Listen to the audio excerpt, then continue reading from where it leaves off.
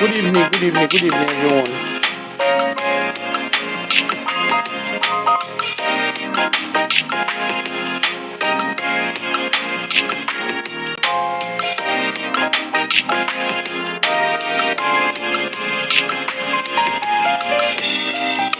Bami, you don't come. Shey una see as Bami dey find my trouble. Shey una see as he dey find my trouble now.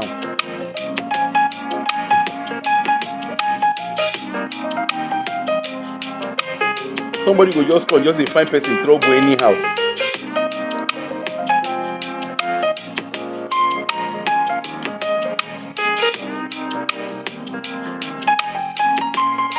Good evening, everybody. I'm greeting you all, except Bami. I'm greeting everybody except Bami.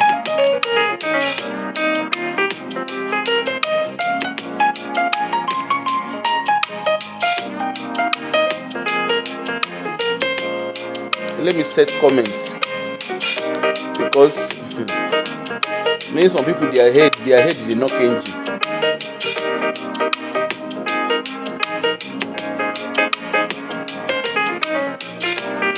Okay, now we are good to go. Good evening, everyone. Good evening. Welcome on board.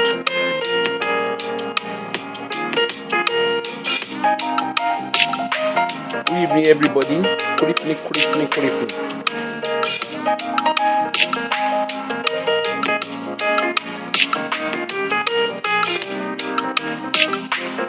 You see as Bami dey farm. Share all of una dey see how Bami dey farm my trouble now. Shebu una dey see am. When I talk now, you go say I dey talk. Oh, Auntie Abdul is online. I didn't know she was online.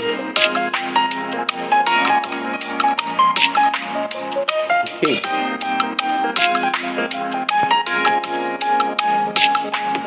Me and the fight. Me and Bami no fit fight now. We are glued together. Good evening, everybody.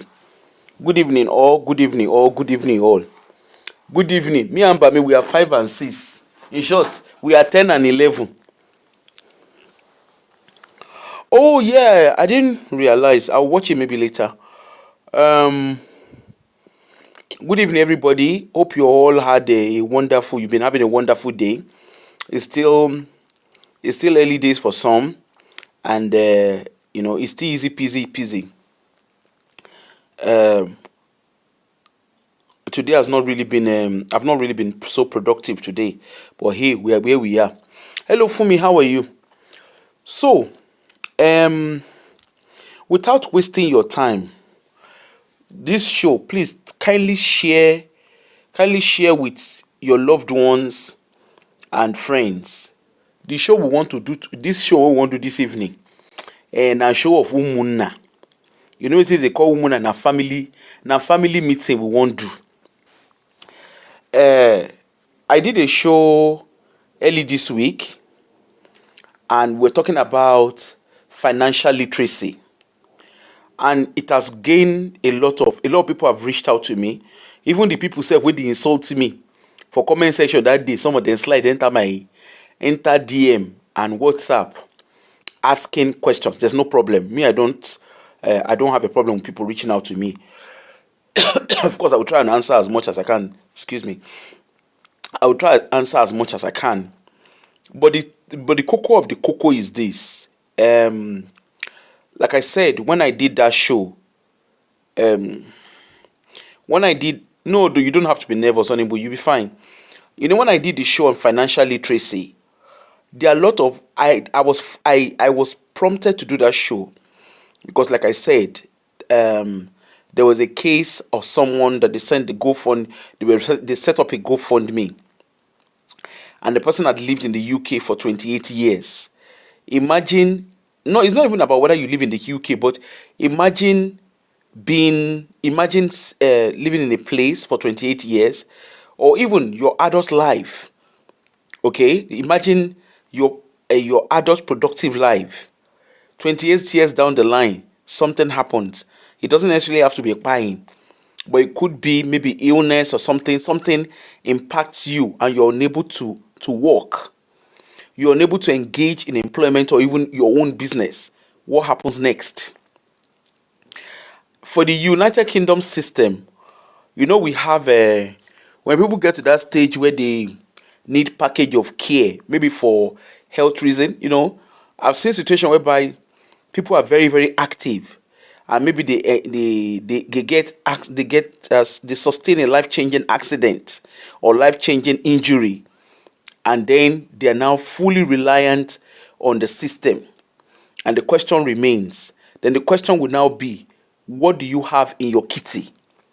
If I ask people now, do you know how much you have in your pension? I can guarantee a lot of us don't know how much we have in our pension. I'm talking of those in the United Kingdom. I don't know how they check it in America and other countries. So you need to relate it to your various country that you are watching me from. In the UK, you can check what you have in your kitty, in your pension kitty, through the government, HMRC government website. You can check. A lot of us, if you go check wetin you get for pension, fear go catch you. A lot of us now, if any serere happen, yes, government gateway, thank you anytime. If any serere happen now, some people don't even, their pension, they are even worse off with the pension that they have. And that's why it's important that you upskill yourself. Everybody is not going to be engineers, doctors, social workers, teachers, whatever. All of us are not going to be that. But whatever you are doing, what do you have in preparation for future?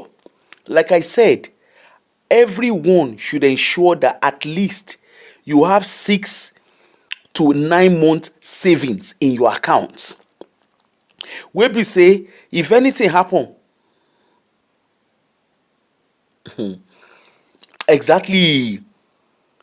Wey be say if something happen, I have seen situation whereby someone that is young and active sustained a life-changing injury, and by the time from that life-changing injury, the person is now fully dependent on care. That person was in his 20s at the time that this thing happened. Now, in your 20s, how much would you have put in your kitty? Not much. And the kind of injury that person sustained, that person could not even engage in any form of employment. So it means you are fully, and I'm talking of the UK context now, you are fully at the mercy of NHS. And we have a lot of misconception in our community. Oh, NHS is free. Hello? Hey, it go shock you. I'm not saying it to scare you. Me, I'm not doing fear mongering. I am being practical with you.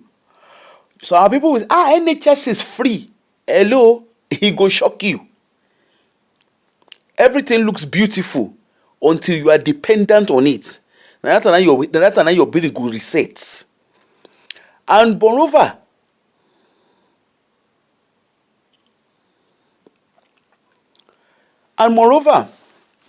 if you now even look at your Kinonkurukwe, a lot of us, our national insurance, what have you contributed?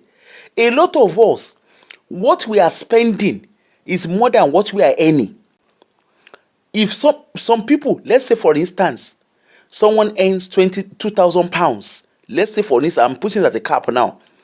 Let's say you earn £2,000 after tax, okay, which is not the reality of most people. But let's just cap it at that for now. You are earning £2,000. Now that £2,000, your mortgage, carry calculator, please be calculating it for me. Those of you that have calculator, kindly calculate it. Your mortgage, let's say for talking sake, is 700. Okay, so that is remaining 1,004. Some people, their car repayment, you don't say that some people will go collect car finance. Some people, their car repayment is 600. Let's say 500. Okay, let's say 500. So inside, when you pay your mortgage of 700, let's say mortgage 700, right? That's 1,004 that is left. Okay, out of no 1,500, sorry, out of 2,000, right? Then your car is 500. That is 1,000 that is left. Your council tax, let's say for talking sake, is 150. Okay, that is 850 left. Now your insurance, how much I don't know. By the time you deduct your insurance, right?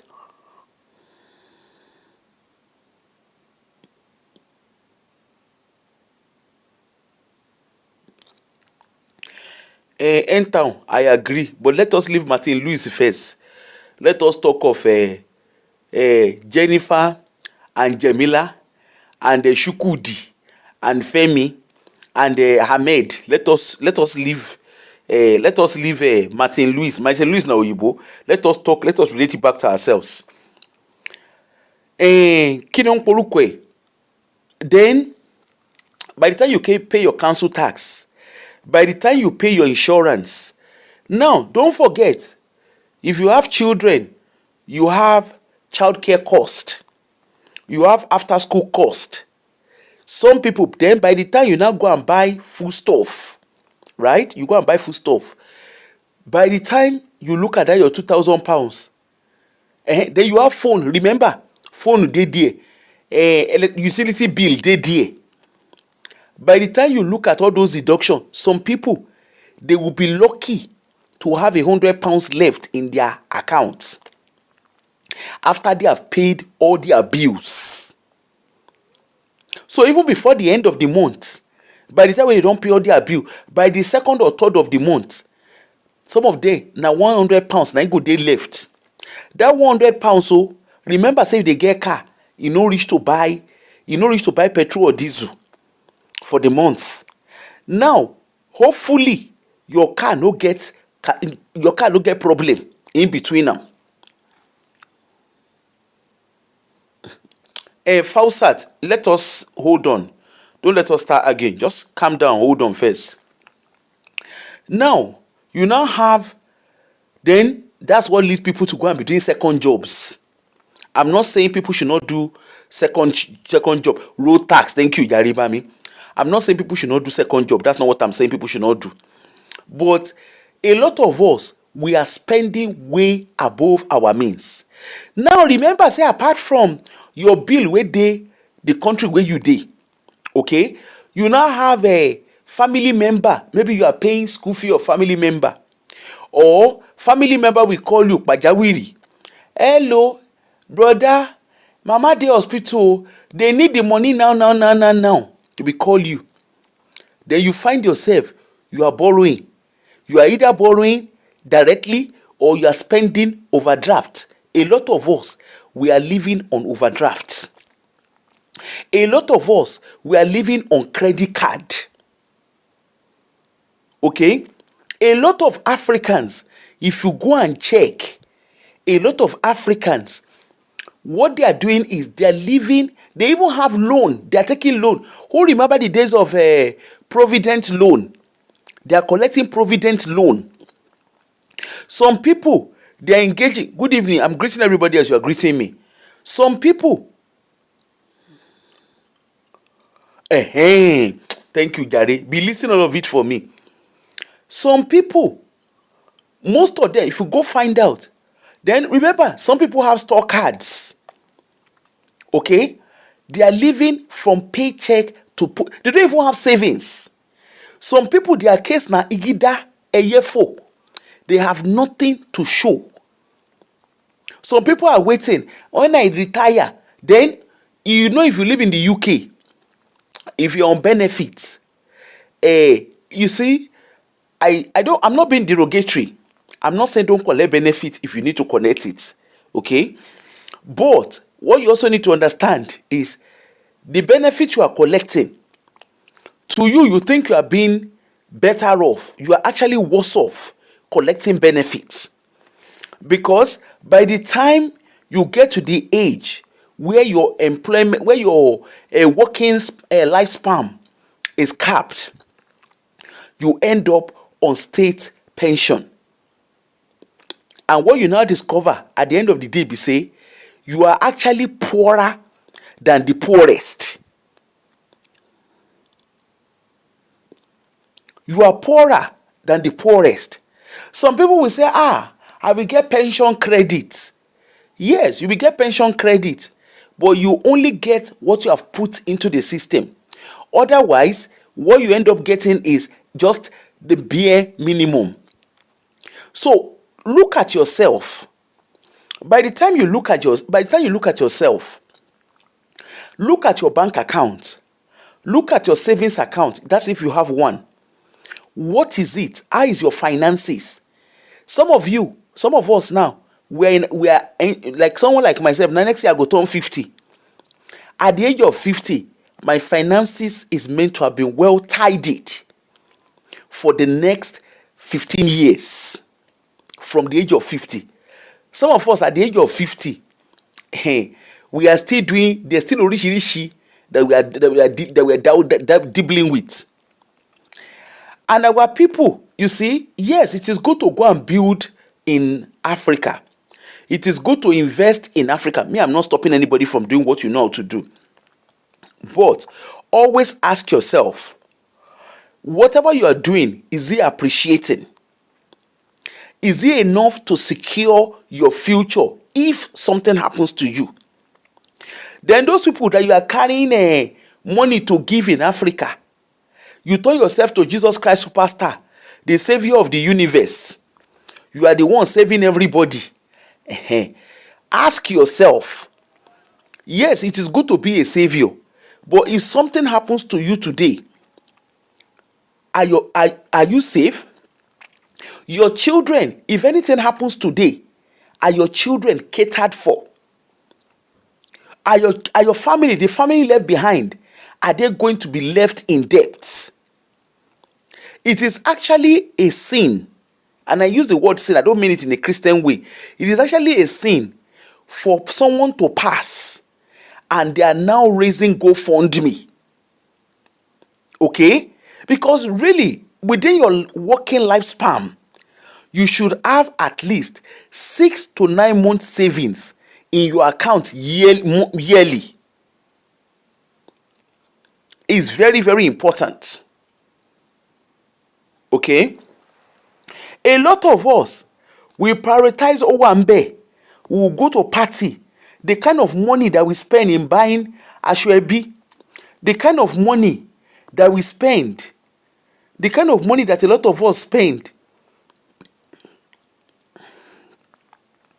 the kind of money that a lot of us spend on Ashwebi, the kind of money that we spend on buying a Pepper Dem gang. Oh, I want to buy a Range Rover. That is what everybody is driving. My question to you is, are you everybody? Some of us, we are all our money. Even those of us who earn money, the next thing you see us doing, we are servicing credit card. As we are servicing credit card, we are servicing overdraft. As we are servicing overdraft, you go and buy what is more than your power. Some people, if they show you the amount of money that they are paying towards store card, you go fear. You are busy buying Louis Vuitton. Louis Vuitton will be saying, no even know your address. You are busy buying Louis Vuitton. So I'm not saying don't buy designers. Every Muslim within Ketu. I'm not saying don't buy designers. But before you start making those kind of decisions, if anything happens, are you able? Is your future secured? What if you are working today? What if the company you are working, we have the word of AI now. AI is taking over.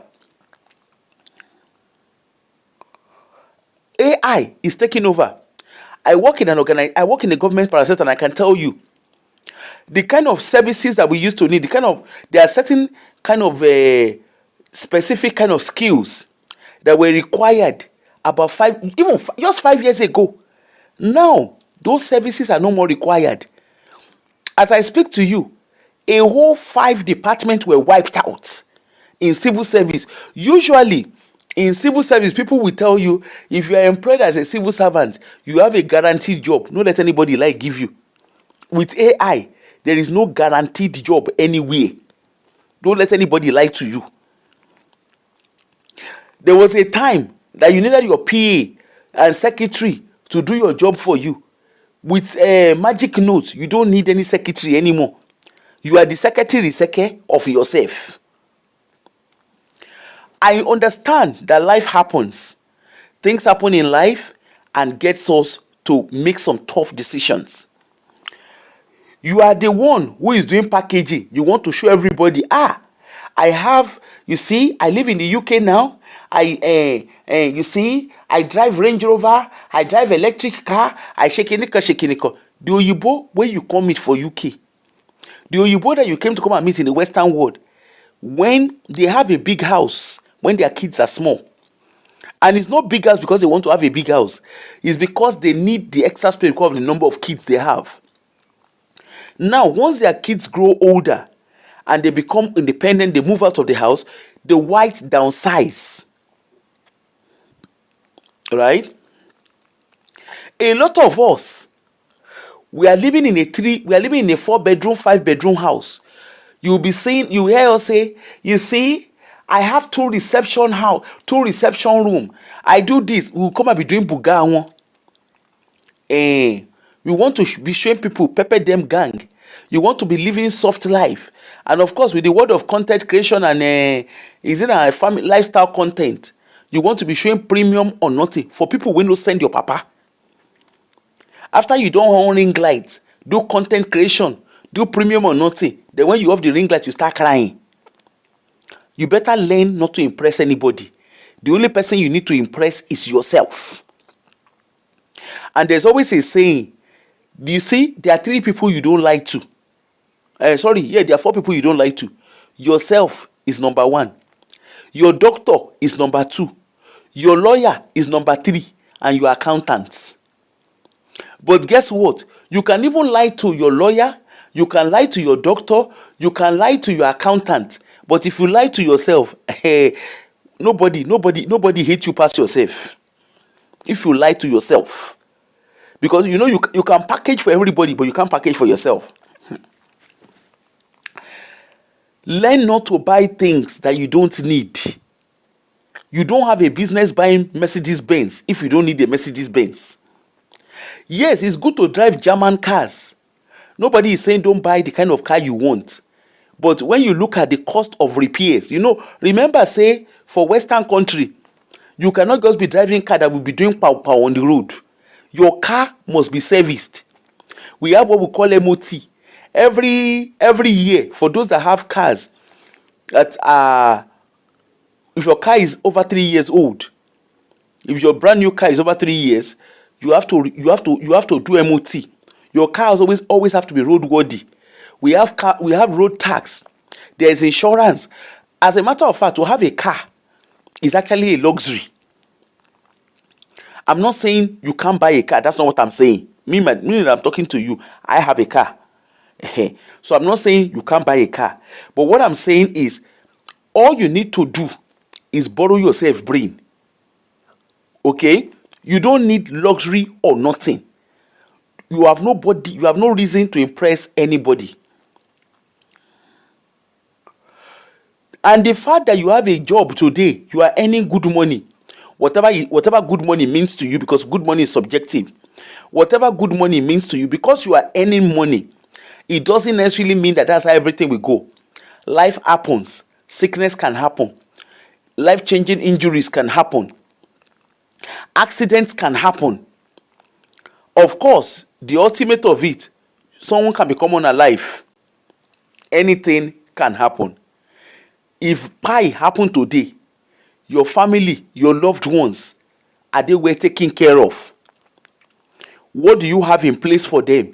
Is it a case that they will go and be doing GoFundMe? Oh yeah, let's come and be doing Babiala, give me some money. So that we can...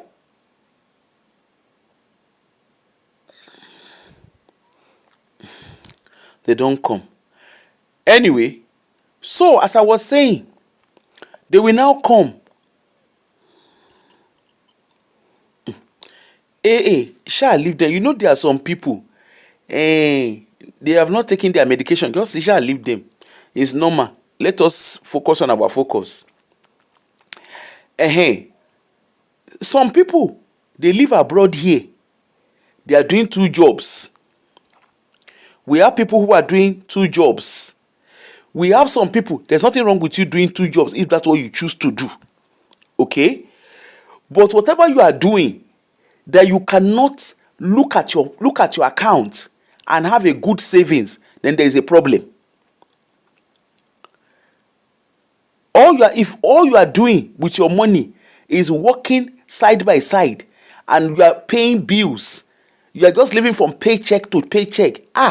When we end of month reach, when we the last working day reach, when we can reach, if that is how you are living your life, then there is a problem for you. Now, then you also focus on family. There are some people, they will carry themselves go meet family. You see them, they will carry all the problem of the family, they will carry it on their head. There is family emergency, remember there is immigration issues, there is rent increase, life happens, different things happen. You dey hear the whole bill of immigration for those of you who are just arrived. Your 5-year right to remain, indefinite leave, is no more 5 years. They are looking to extend it. What does that mean for you?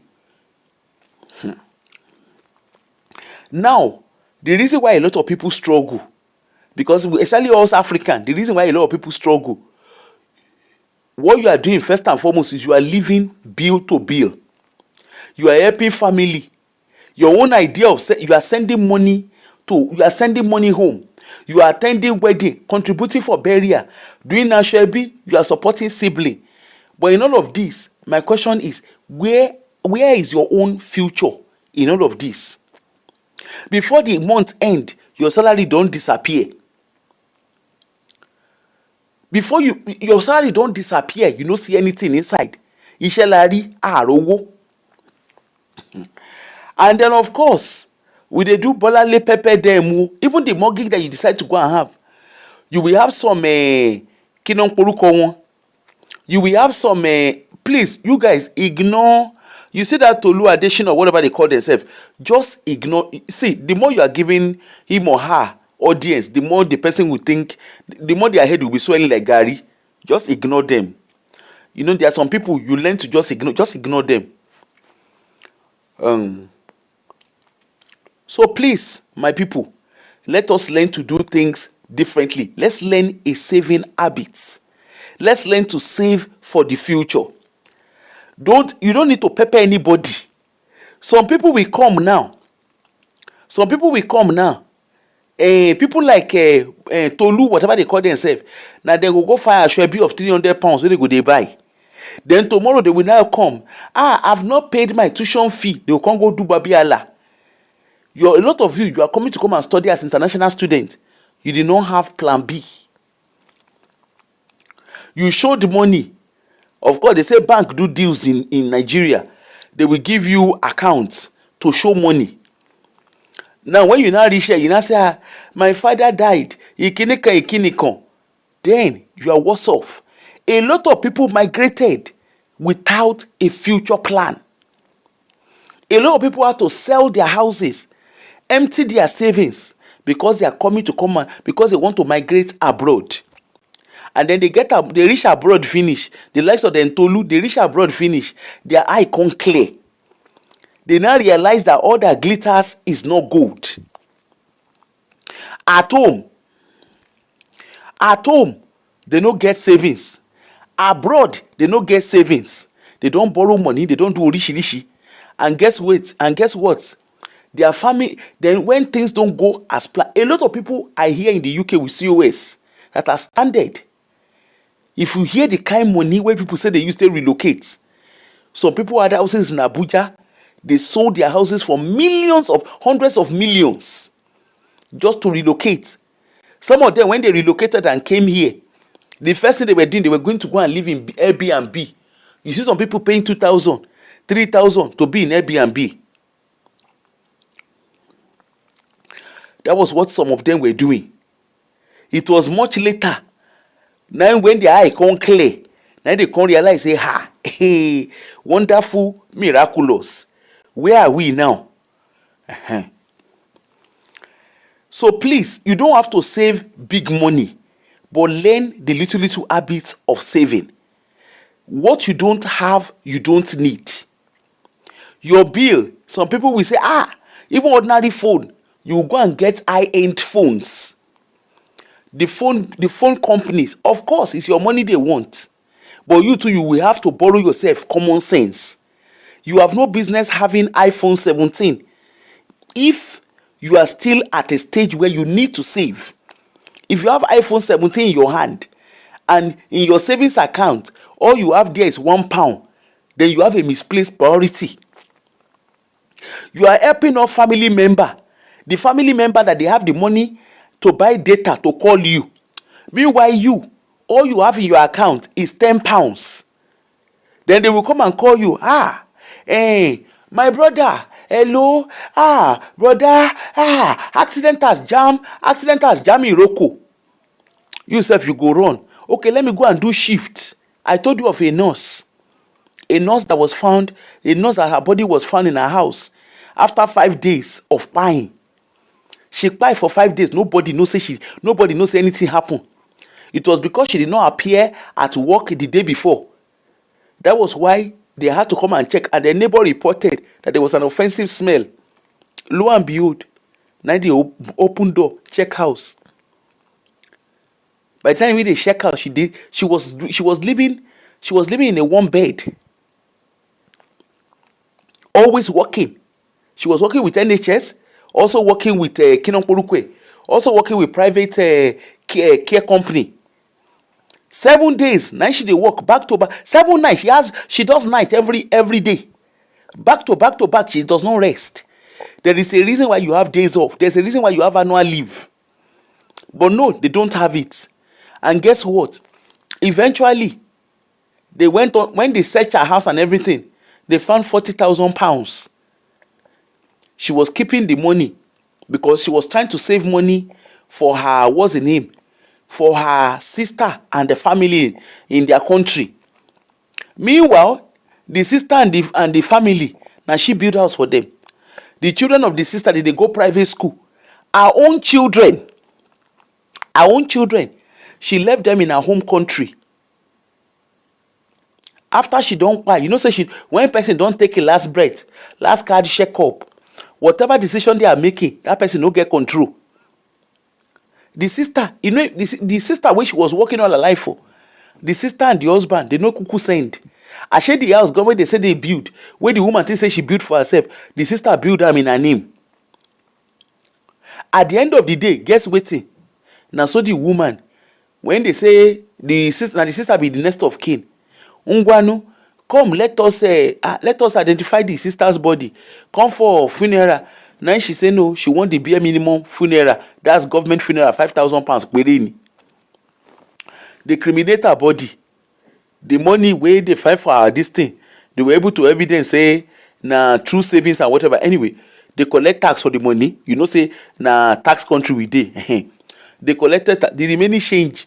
They carry and give the sister pension, but whatever it is that she has accumulated, they carry and give the sister.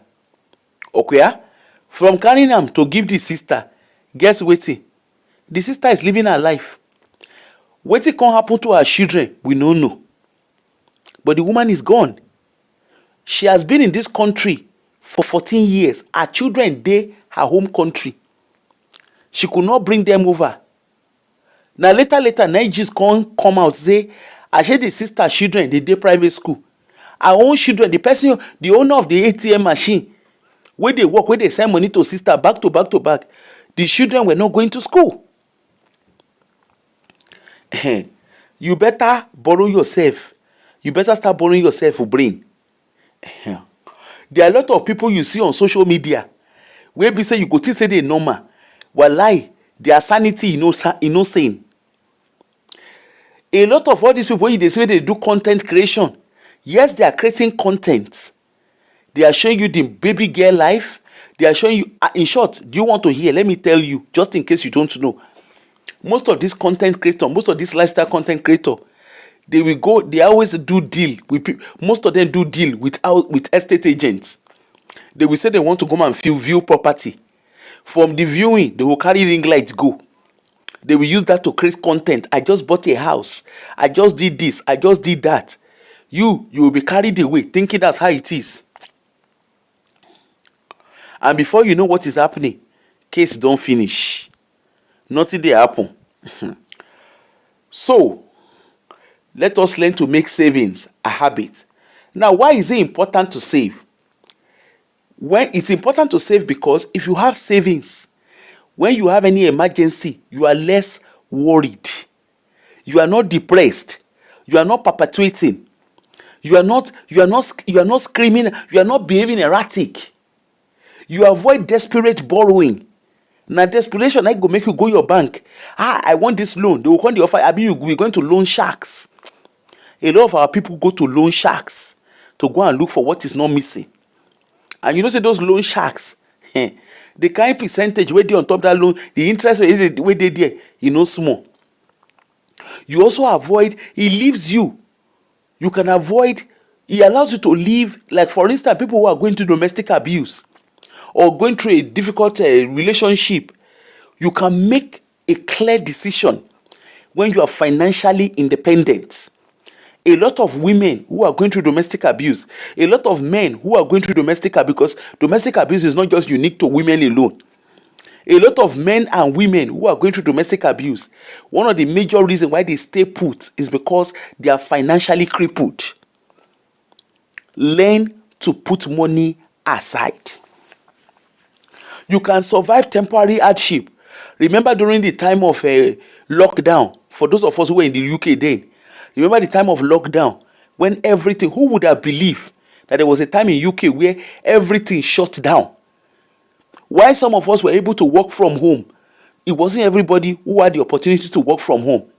As a matter of fact, in United Kingdom, employers are still yet to recover from the whole lockdown. It is still a recovery process. Some companies never survived it. A lot of people lost their mortgages. People were laid off. And then you can support yourself with dignity. You are not relying on anybody. For instance, person wey kpai, if you get enough savings, the family don't have to be doing, let us come and do GoFundMe. It is, you do the right thing, put the right thing in place, and every other thing will be happy. The future of your children too will be secured. You don't have to live above your means. When you retire with peace of mind. When you have medical emergency, housing, business opportunity, you are able to reach out. You are able to even engage in business with a clear heart, with a clear head. So there are different ways to learn. So on this note, I will call Jem, Bami, and Oni B. They are going to advise us from their own personal experience and their own professional experiences. So, Onkwa, I'm going to reach out to them now. Please ask questions. Ask questions. We want you to be as interactive as possible. Learn to ask questions.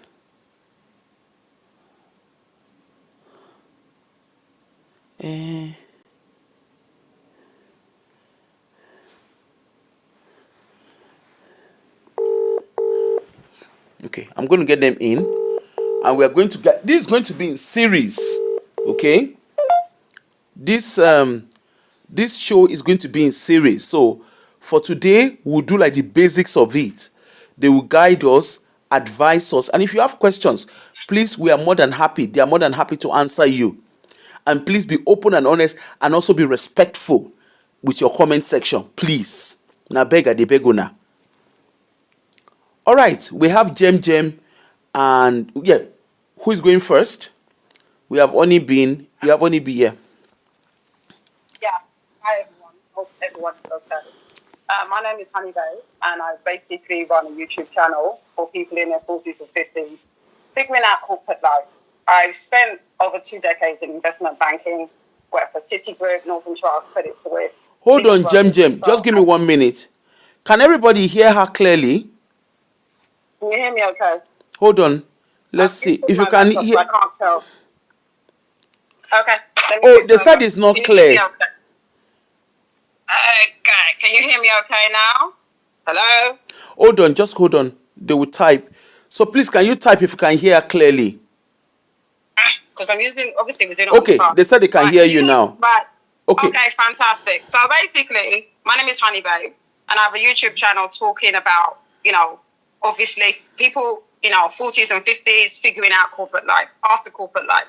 So I've worked for all the banks that I've mentioned. I've worked for Citigroup, Northern Trust, Credit Suisse, Lehman Brothers. Yes, Lehman Brothers, that is no longer. So I've seen time and time again, people, whether they have Jem, high net worth. sorry, Onibu, they Yeah. said you should talk slowly so they can pick I'm up what so you're sorry. saying. I Okay. tend to, apologies. I'll slow it down. Okay. So basically, what I'm talking about is that people, regardless of their salary, they have no idea what to do with their money. They understand people's finances, but not their own. I was one of them. So I'm just going to talk about, obviously, what someone sat me down and explained what I did. Now, when we're talking about savings and where to put your money, I know a lot of us, well, not myself, but a lot of people tend to do outdoor, which is keeping cash at home and in our community. That discipline is great, but the problem is the money is sitting still. Every year there's inflation, the cost of living. So unfortunately, if you've got money that is in cash, it's not worth anything. So your money needs to be in the right place. One thing I will say is that before you invest in anything, you need an emergency fund. Very similar to what Apple was saying. I would recommend, and a financial advisor can recommend, having between 6 to 9 months, possibly a year of savings. This is basically savings that you have for your normal living costs in case life happens. For instance, you've been, you don't have a job, illness, at least you can tap into your savings. There could be a case where your boiler will break, you lose your job. So I would recommend doing that. That's the first thing that you should do. Another thing I would suggest is look at your debt. A lot of us have credit cards or store cards, and we haven't really looked at the fact that they have very high interest. I've heard of credit cards that have 29% interest. So I would look at your debts, possibly try and pay them down as much as you can. Because the thing is, if you're trying to save and you have a lot of debt, such as credit cards, you're actually losing money every month. So it makes sense to pay down your debt before you actually invest. Okay? The thing with savings and investing is that they're not the same thing. Saving is protecting your money and investing is growing it. So it's very important to do both.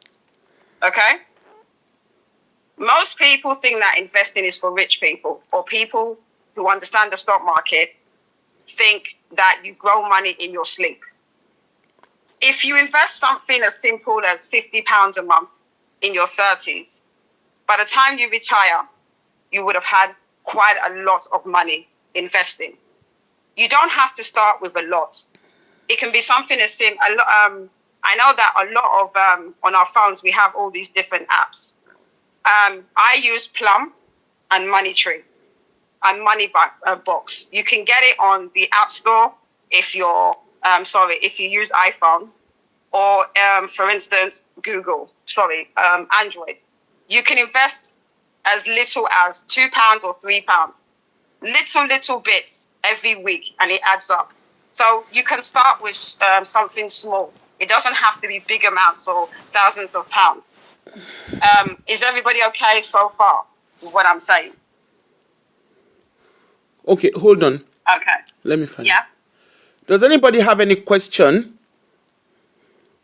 Please type so that we know. Do you have any question for Honey B? Okay. Okay, So, hold on. Another thing that I would say that you could look at. Hold on, So what I'm trying to Honey say, B. Hold on. Are you guys saying you have questions? N-Town and Fausat, are you saying you have questions? Okay, can you type your question so that we can read it out to her? Okay. Okay, hold on. So, Hold on.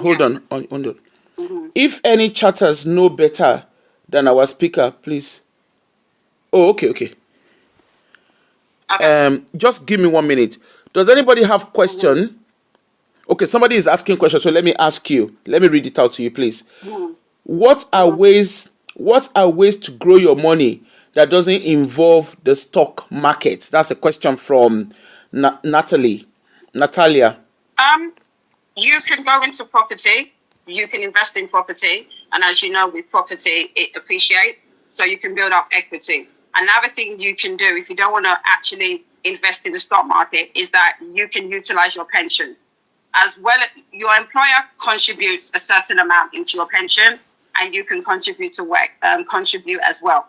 Another thing you can do is basically the government has this thing called the ISA. An ISA is basically a special account where you earn money. The government cannot put tax on it. There's a certain amount. I think you can put 20.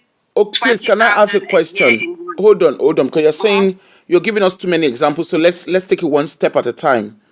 So for like the pension, you say that you can save through pension. What do you mean by that? Can you break that down for us, please? Well, what you can do is that you can, obviously, your pension is supposed to be for when you retire.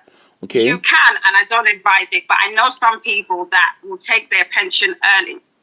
And obviously, you can use that. You can preempt, like, rather than waiting to a certain age, I can't remember the age, unfortunately, that you take out. Is it 65, or I think they're pushing the pension age even later than that. You can sometimes take your pension early at 55. I wouldn't advise it. But some people will use that as a way of basically paying into their pension and cashing out. They would take their whole pension rather than having it the way you would, where when you retire, they will pay you a monthly pension. That's one way. Another way is to basically save into an ISA, like I mentioned. There's different types of ISAs. There's one that is stocks and shares. But if you say that you don't want to go into the stock market, I would personally say a high interest savings account or go into property. Can I ask, I think on top of that, so some people have Monzo account, or is it Resolute? Is it Revolut or Resolute? And those accounts, they offer savings. Do you have any guidance around that? I would personally look at because different savings accounts have different interests. A lot of savings account, if you actually check how much interest they pay you, it's not that much. The problems with savings is, like I said, if you put it into a savings account, it just sits there. You only get maybe 3, 4, 5%. Or if you invest it in the stock market, which gives you a higher return on investment, it makes sense. So yes, you can put it in a savings account, but be very much aware the interest that you get won't be that much, single digits. If you invest in the stock market, you get higher returns.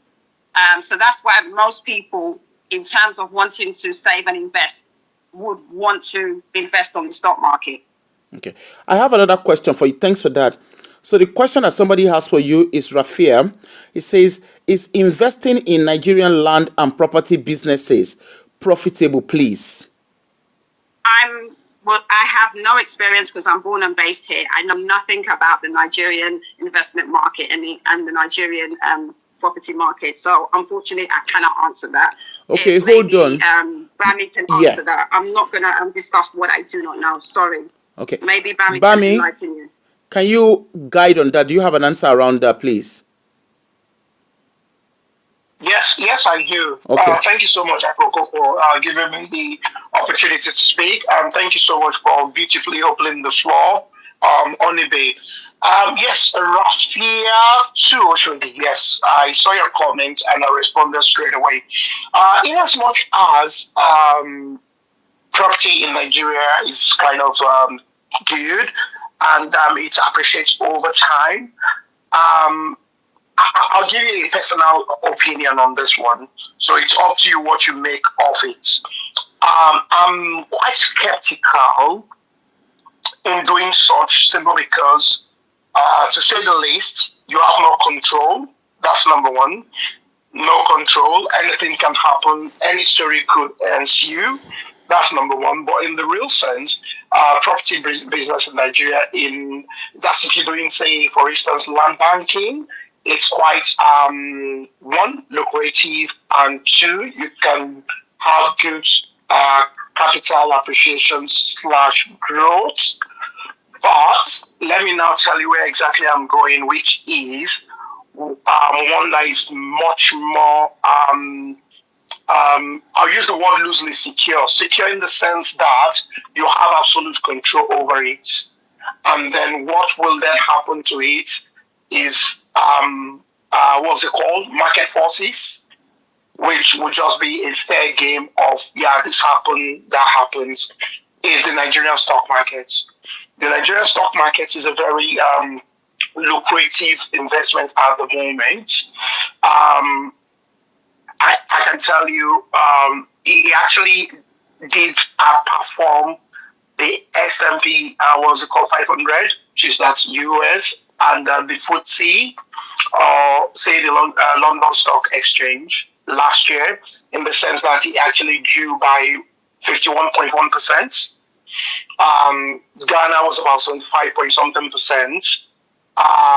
Whereas if you look at the London Stock Exchange, it grew by, it was quite less, is less than even 20%. I think if I remember vividly, it's anywhere between probably 15 point something percent, that 15 point something percent, or I think it was actually 11%, 11 point something percent. Then S&P 500 was 15 point something percent. Yeah, that's what happened. But the Nigerian Stock Exchange, which is now known as Nigerian Exchange Limited, NGX for short, actually grew by 51.1%. And as I speak with you this year, which we're just only in May, we are less than half of the year. It has already done over 50%. I think the last time I checked, probably 3 or 4 days ago, it had done, I think, up to 59%. And we are still nowhere half, what's it called, half media point yet. So it is thriving. But before you would actually just go to invest your hard-earned money into that, you need to gain some level of knowledge. You need to get some level of education on what investing in the stock market generally once entails. And then furthermore, investing in the Nigerian Stock Exchange. I'll quickly say this and then I'll yield the floor. Some people would tell you, oh, no, don't do the Nigerian Stock Exchange. They'll be renating on the experiences they had in 2008.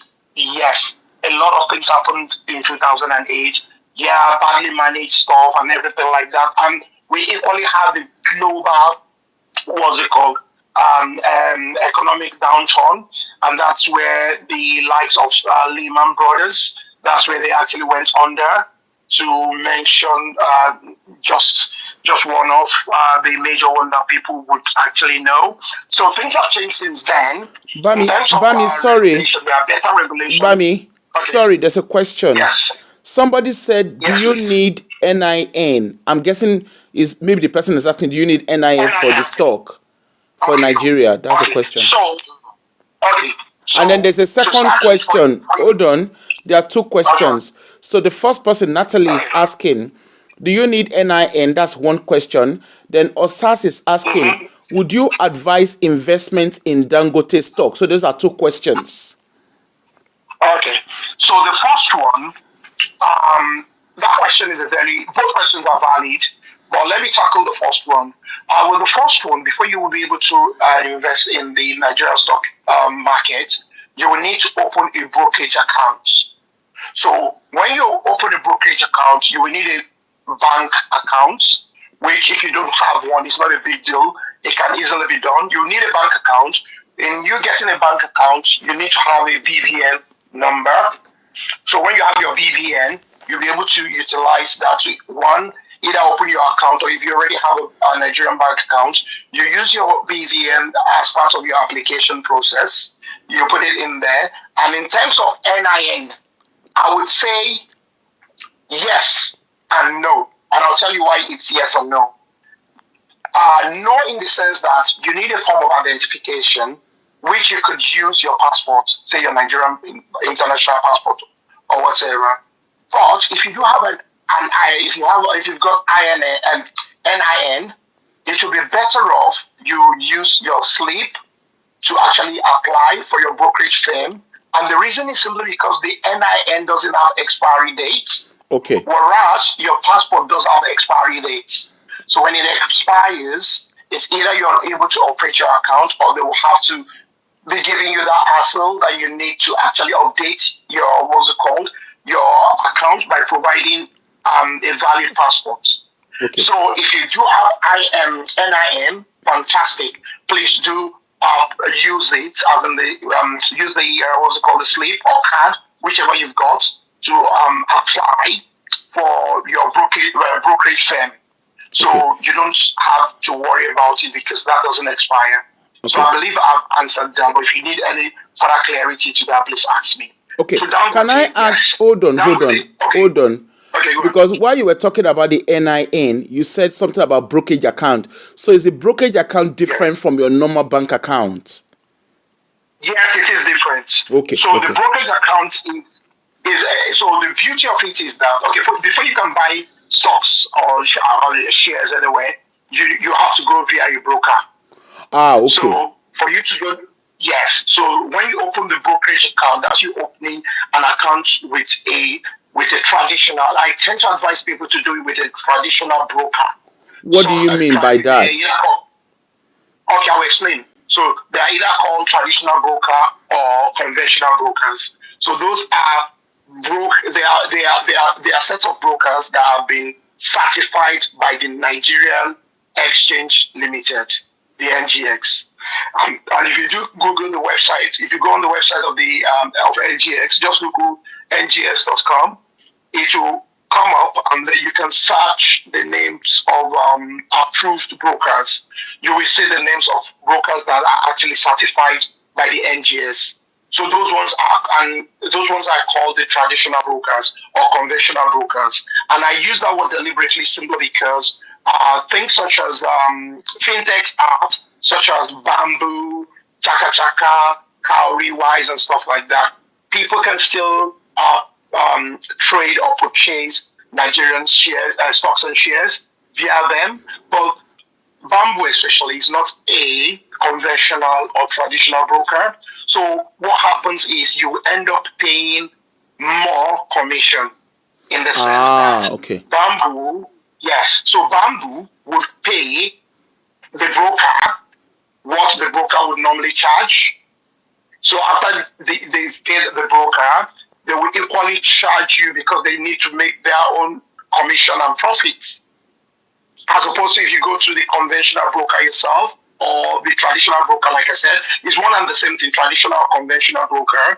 You will only pay their charges once. Some broker will charge you 0.5%, some will charge 75%, some 1.35%, and some even 2.something%. For those that are not brokers, like the fintech apps, so I will not single out any fintech app now, so let me make it generic. So the fintech apps, they would charge you that amount that the broker they are affiliated with would charge you directly. They charge you, and then they charge you on top of that for them to make their own commission and gain or profit, because they are a business at the end of the day anyways. So that's why I always... Okay, let me get a clarity. Sorry, Bami, I'm getting confused. Let me get a clarity. So, when you are saying that there's conventional and there's traditional broker, is conventional and traditional broker, are they the same? Is it the same person?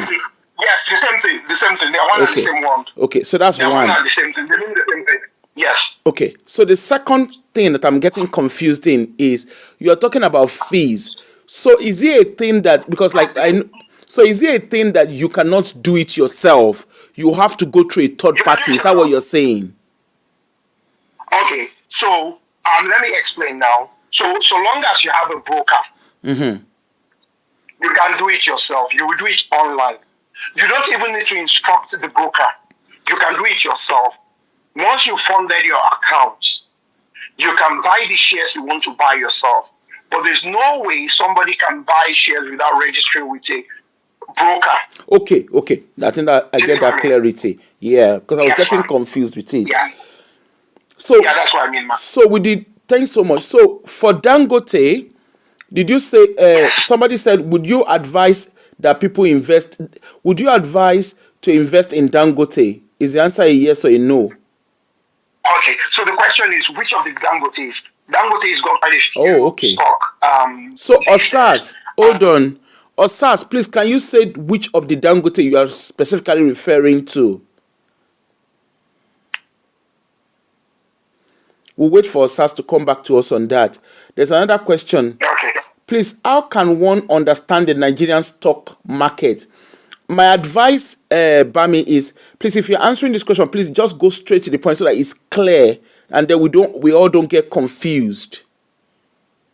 So the question, Okay. so someone is asking, AA is asking, please, how can one understand the Nigerian stock market? Okay. So, to start with, there are quite a few communities out there. Some of them you find them on YouTube, and I will explain what I mean by that. That's they are actually they walk selflessly for free. They don't charge you anything, and but you have to be very careful.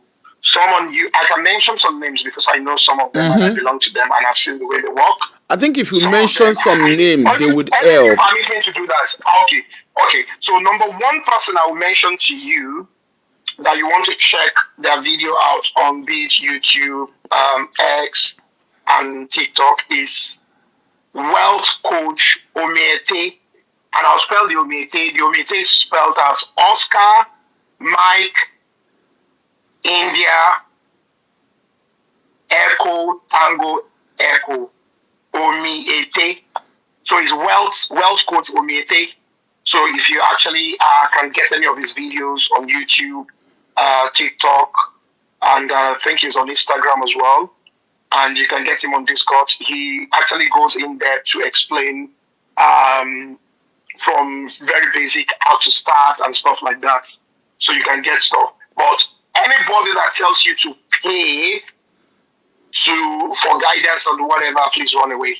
Okay. I would not advocate you do that. Don't do that. Right. So, thanks so much for that. Wealth Coach Omiete is one person. And then you want to look at someone like Green Tika. Green Tika is equally on YouTube. You can join the Bami, hold on. Somebody is saying you should repeat the spelling for Wealth Coach Omiete. Okay. Osas is saying you should repeat the spelling, please. So it is O for Oscar, M for Mike, I for India, E for Echo, T for Tango, E for Echo, Omiete. Omiete, yes, Wealth Coach Omiete. So if you just if you search that on YouTube, he will see a lot, and he actually runs our free sessions 3 times a week, 12 p.m. at noon to 2 p.m. on Mondays, Wednesdays, and Friday, whereby he analyzes the markets. And yes, so there are a lot of learning that happens there. So you can do that. So that's one of the places you can actually get good grinding. I have been in his community for a while now, and I know he's very selfless. Prior to this year, last year was actually running every single trading day, which was 5 days a week. So yeah, I think I'm as straightforward as possible for that. And then if you need any other signposting, you can contact me via Aproko, Sister Aproko, and I'm more than happy to do that. I don't mind.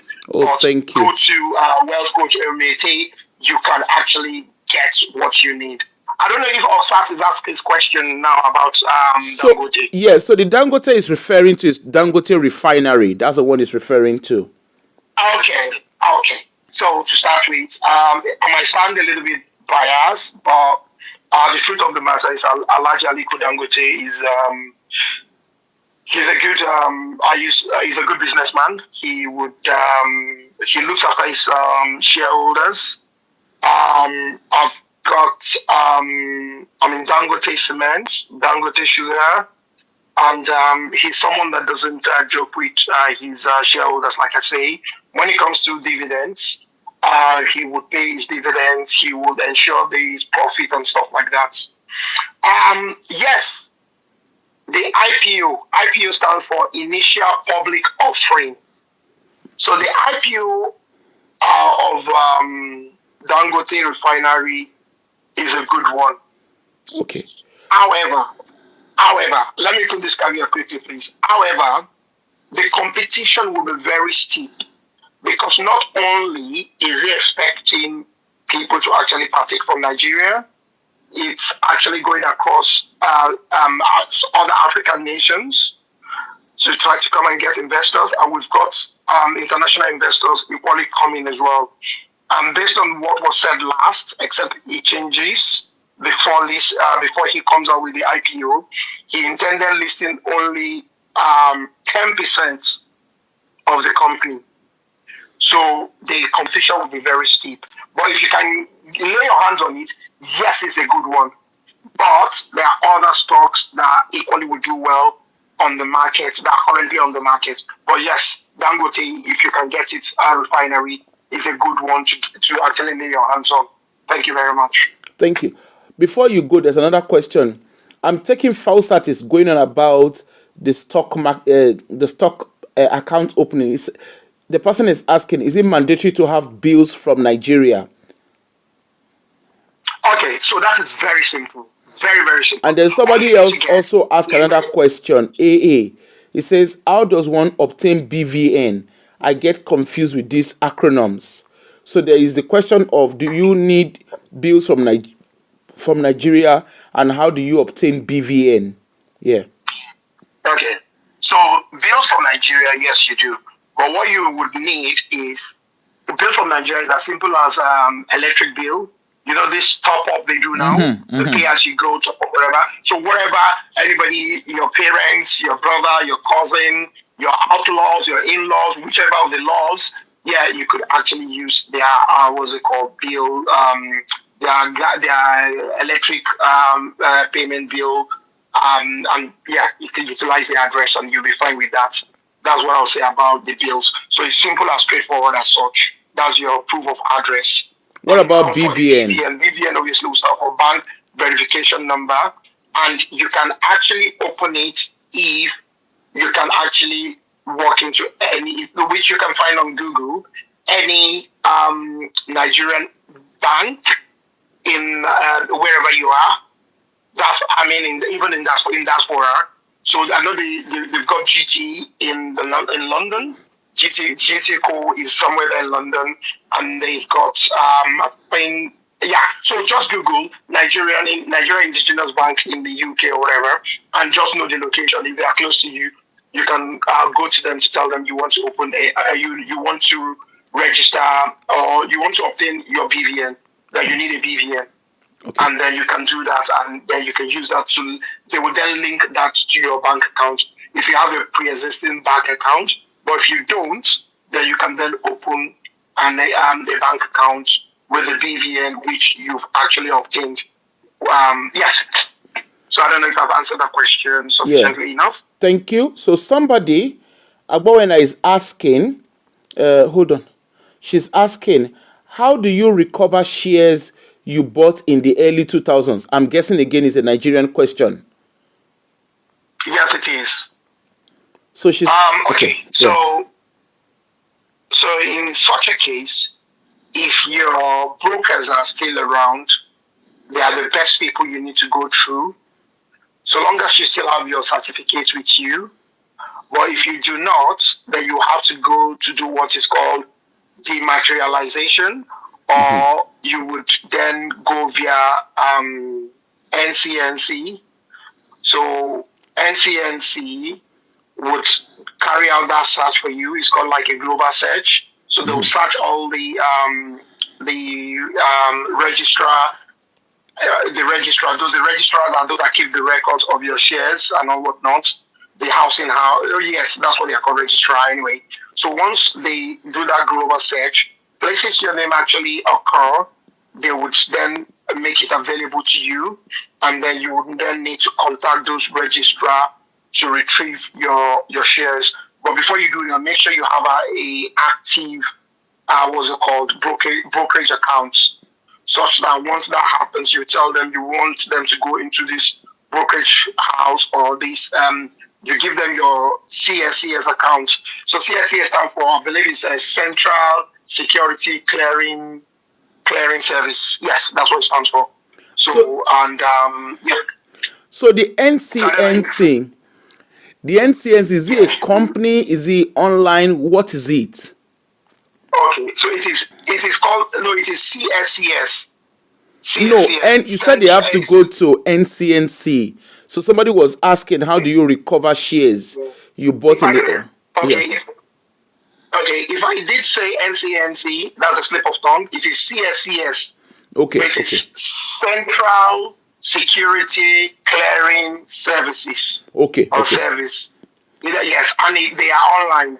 You can just Google it. CSCS Nigeria. It will bring up their websites and phone number, contact number, and stuff like that. You can then either speak with them, of which I know they'll tell you to send an email to give them further information. Then you give them the information, and they would you need to apply, and they would then carry out that search to locate your stocks, and then you can actually still get back your dividends if they've not been paying them. You can get them back, I think probably up to 10 years or thereabouts. But the CSCS will help you with that. Okay.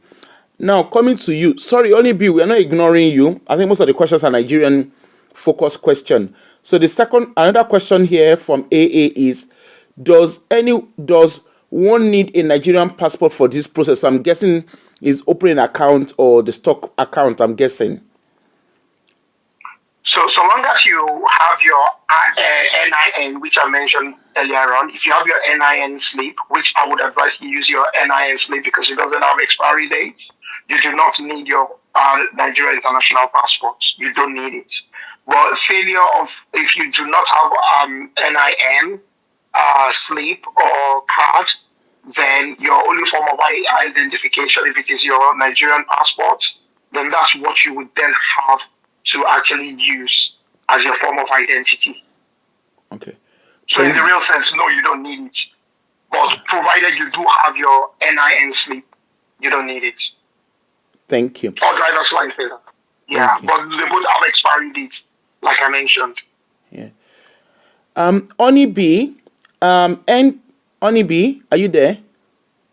Yeah, I'm here. Yeah. I was just enjoying what Bami was saying. I know. I don't really have much. So, sis, there's it's not necessarily a question, but it's a statement made by N-Town. It says people in the UK can use trading 212. I have been using this since 2019. Okay, yeah, go ahead. Yeah, I mean that is fine, but the thing is that we're talking about not everyone is experienced. For you to go into a trading platform and you're confident, you obviously have built up experience and you've educated yourself. We're talking about lay people that maybe do not know what stocks to buy or don't have experience. So yes, in terms of what that person said, yes, it's good. It's a good platform, but for me, I wouldn't recommend it for someone that is a lay person and doesn't have experience of investing. So can I ask?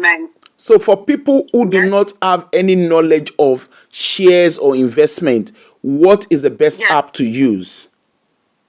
There's loads of apps. There's Plum, Plum. Yes. Okay. If you check the Android, you know when you download the apps, I'm on Android and also on iPhone, the App Store for both of them. You can find them there. Just look on there, search Plum, and you'll see it. Another one is Moneybox. Those are really, you just basically create an account and connect it to your bank account. And it's basically a case where you basically have spare change. So maybe you can obviously set it up in your account to take maybe £2 or £3 a week, maybe £20 a month, and it does it automatically. You don't have to think about it. Oh, So that's a so very you easy don't. way. Sorry, can I understand? So with the Plum Yes. account, you don't need to know how to Plum trade. and money box. No, you just connect it to your account, and then it will basically, instruct you where to go, and you can set it up. You can set it. I think when you go into it, there is the normal high interest savings account if you want to go that route, and also there is an option for you to create an ISA. So you basically create an ISA and you connect it to your bank account, and it will basically take, for example, £20 a month. It takes it out of your account. It notifies you via a notification on your app. Just to let you know, I'm taking £20 on Friday, and then you'll see it go into your account, and it does it every week or every month. It really depends on what you want to do. You can put bigger amounts or smaller amounts. You can set up a rainy day fund. It's really good in terms of disciplining you without thinking how to save. So that's what I would definitely recommend. I think So that's Plum, you said. Yeah, there's Plum and Moneybox. They both are very similar apps, but that's what I would recommend, because you don't have to think about it. All you need to do is download the app, register the app, connect your bank account, and then you can obviously, you tell it what you want, whether you want an ISA, whether you want a high interest savings account. It will talk you through the process, and you do not have to think. It's really fantastic for people that don't have the experience of knowing what stocks are good. It will do it all for you. You just have to follow the instructions. It's very, very easy. So does Plum or Moneybox, does it also help with buying of shares? Yes, it does that. An ISA is basically a government kind of pillow for, ISA was set up to help a lot of the population to learn how to save. Yeah. So basically, an ISA is like a ring fence to help people to invest. There's no tax on growth. There's no tax on your interest. And you can save up to 20K a year into one. You can actually set up an ISA through Plum and Moneybox. You can do that. Okay. There is one I also... hold on, let me tell you. There is one I use, that is NSI. NSI. Not heard of that one. No, hold on. It's called... Okay, hold on. I'll tell you what it is. Yeah. I'm going to be it now while I'm in phone.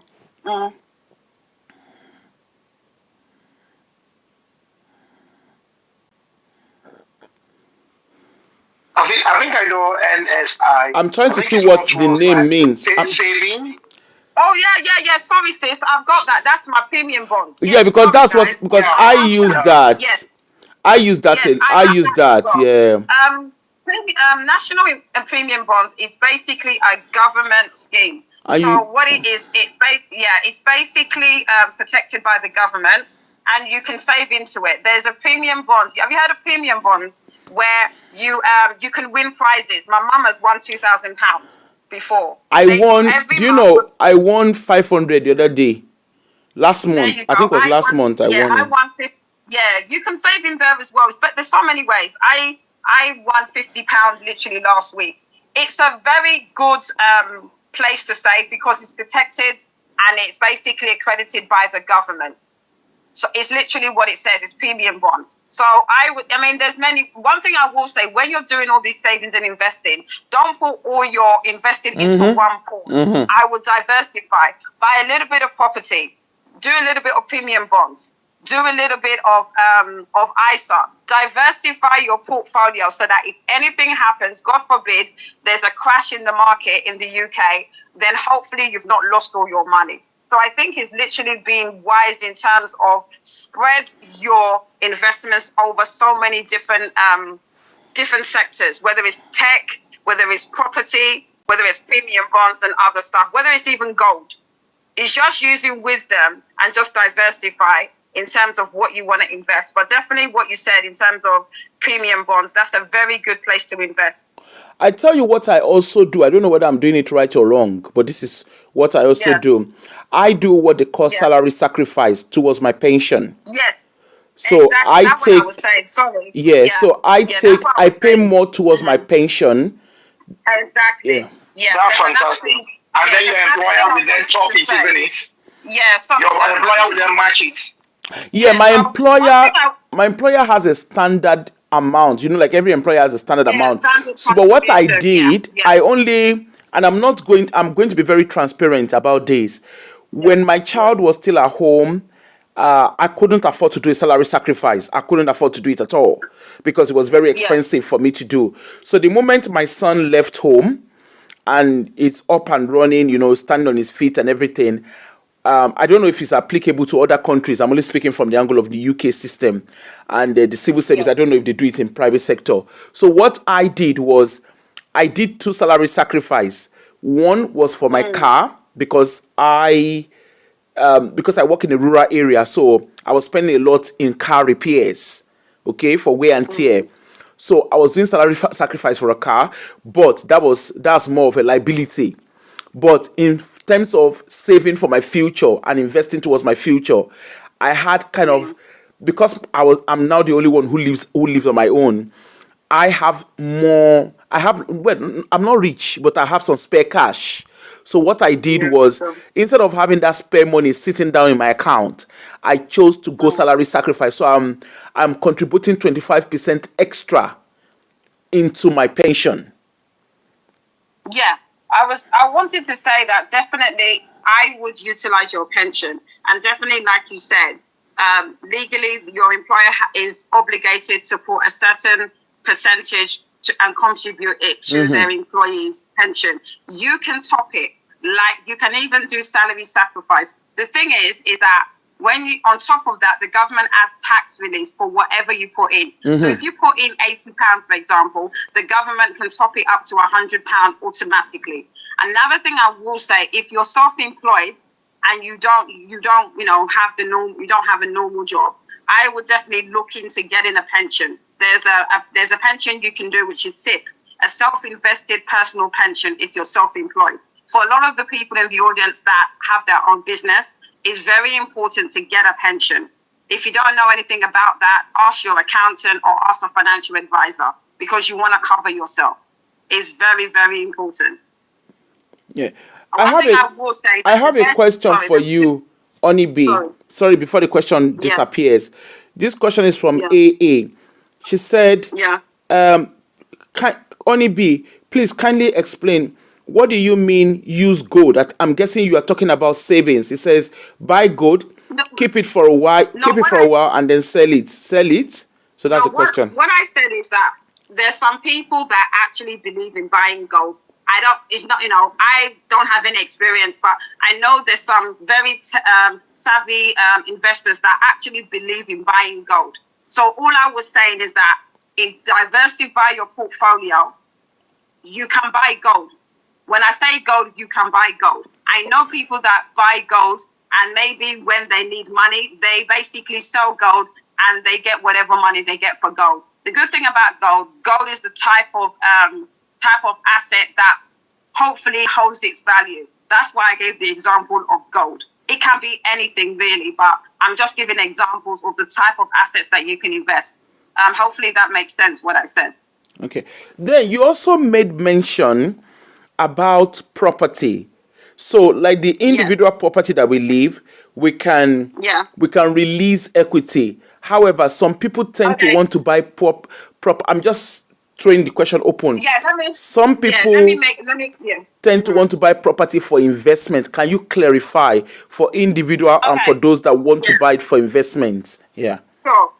Um, yes. I mean, properties is one of the assets where you can get where your asset will appreciate, as in it will go up in value. Now, I had a few buy-to-lets that I rented out. I chose because of the Renters' Rights Bill. If you know what I'm talking about, you know what I'm talking about. I decided to sell them because a lot of landlords are selling because the property market is not the greatest. In terms of property, it really depends. I bought my first property when I was 23. One of the buy-to-lets, I bought one of my properties I bought for 50,000. Abbey National didn't pay no fees, didn't pay any deposit. That was almost 25 years ago. Those days are gone. And I made a lot of money when I sold it 5, 6, 7 years ago.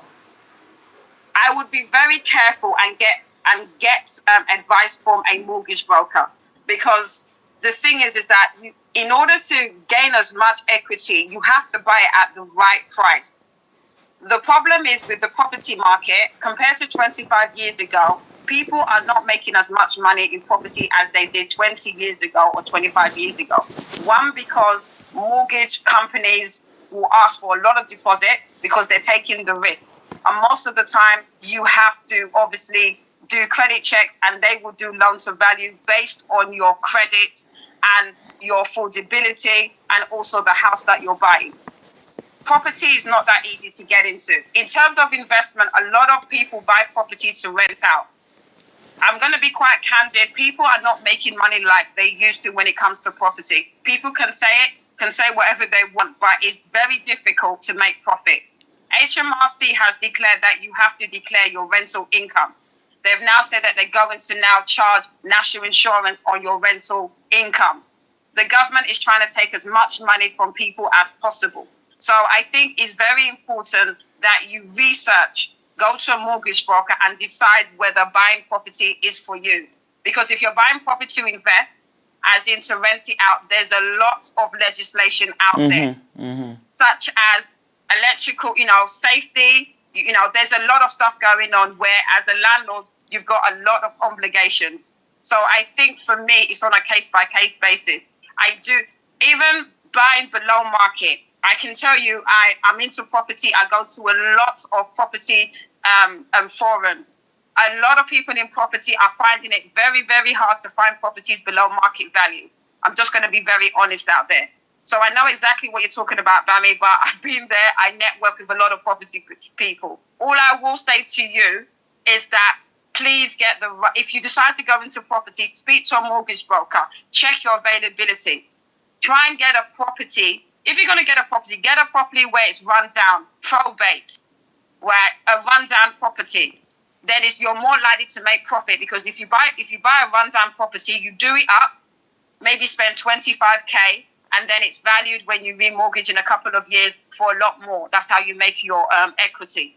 So I would basically, if you're going into property, network, go to property meetings, speak to landlords, speak to investors, view houses.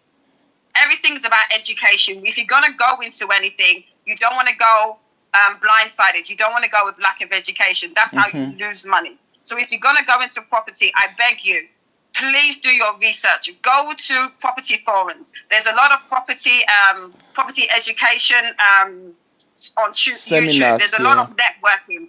Please do not just go. And I'm going to be honest, there's a lot of property courses that will charge you money for courses. Be very aware. There's a lot of people charging people for property education. Some of them are scams. So be very, very careful. That's all I would say on that matter. Now, Bami, I have to thanks so much, Onibi. Bami, I need to come to you. You were talking about land banking. Can you expatiate more? Can you explain better to break it down for us so that we understand that? Okay. So again, I have I reserve my bias on property in Nigeria, to be honest. But I know over time, once people actually acquire lands that are legit lands. What do you mean? Please let us say it in simple English so that people understand. What do you mean legit? What does legit mean? Legit is legal. Legit is legal. That's English. Yeah, legit. Yeah. Legit is an English word.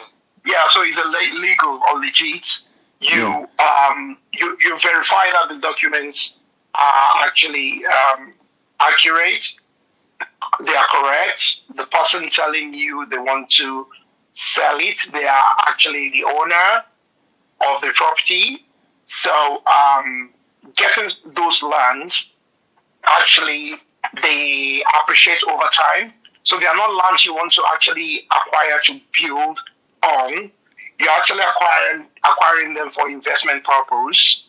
So and you can see the way I'm actually sounding. It's simply because I know they over time they have that capital growth and appreciation, but I'm not overly, that's me speaking personally now, my personal opinion and my perspective is that I'm not overly keen on them because anything could happen without mentioning any name.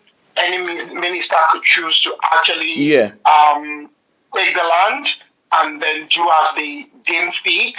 So I bet those who are Nigerians will understand what I'm trying to allude to without saying it or mentioning anybody's name. So that's why I actually drift to the aspect of the Nigerian stock market simply because I'll say this quickly now, which ties in line with this. Because I have control. You have control. You open up your system, even on your phone. On your phone, you log into your portfolio. You see your portfolio. You buy whatever you want to buy. Keep it for how long you want to keep it for. You make as much profit you think you're happy with, or you just choose to leave it. The profits keep accruing, and then you get your dividends as well. So I'll leave that bit. So the bit I want to mention still about the NGS will have to do with property. There's something called REITs, which obviously I know that only B would know about as well. REITs just stand from real estate investment, what's it called, trust. Okay. So we have some stocks on the NGX. That's what they do, real estate. And by law, they are mandated to pay between 70 to 90% of their profits as dividends. Okay. So we have some stocks like that there is property they are into. So as opposed to actually doing that, I would rather do this. I would go into the REIT aspect in the NGX. Let me quickly share this. It's a personal experience, which I would not. So I would not divulge too much information, but I'll just mention it briefly. So there's one of the stocks on the NGX. It's called NIDF. People can take it down and check it. NIDF. So this NIDF, I actually advised my eldest brother, who is actually a professor. I was telling him to actually sell his property that he actually uses for rental and all whatnot business. I also advised him to sell it. Is that in Nigeria? Yes, in Nigeria. Yeah, he's based in Nigeria. He is. Yeah, he is. Yeah. So just to tell you how much I believe in it, one, and then two, how it actually works. So to invest in NIDF. So I was saying, if you actually invest anywhere between 10 to 50 M, that's Naira. Let me spell it out for somebody think I'm referring to dollars or pounds. Naira in this NIDF. If you do, NIDF will they pay their dividends quarterly. Every 3 months you receive it. And every 3 months you receive anywhere between 4 Naira 50 kobo to 5 Naira per shares. So if let me do it for simplicity's sake. If you say, for instance, invest 10 million in it, and you receive your interest, your dividends, not interest, dividends quarterly, and your dividends that you receive quarterly, you reinvest it into that same shares, that NIDF, because that's the power of compounding. You started compounding now. So the dividend you received the first quarter, you've collected it, you reinvested it, you bought more shares of that NIDF. The next quarter, when they pay you, they will pay you more because you've got more shares. And that same one, you reinvest it in the same shares, stock. You do that for 5 years, keep reinvesting, do not take anything out.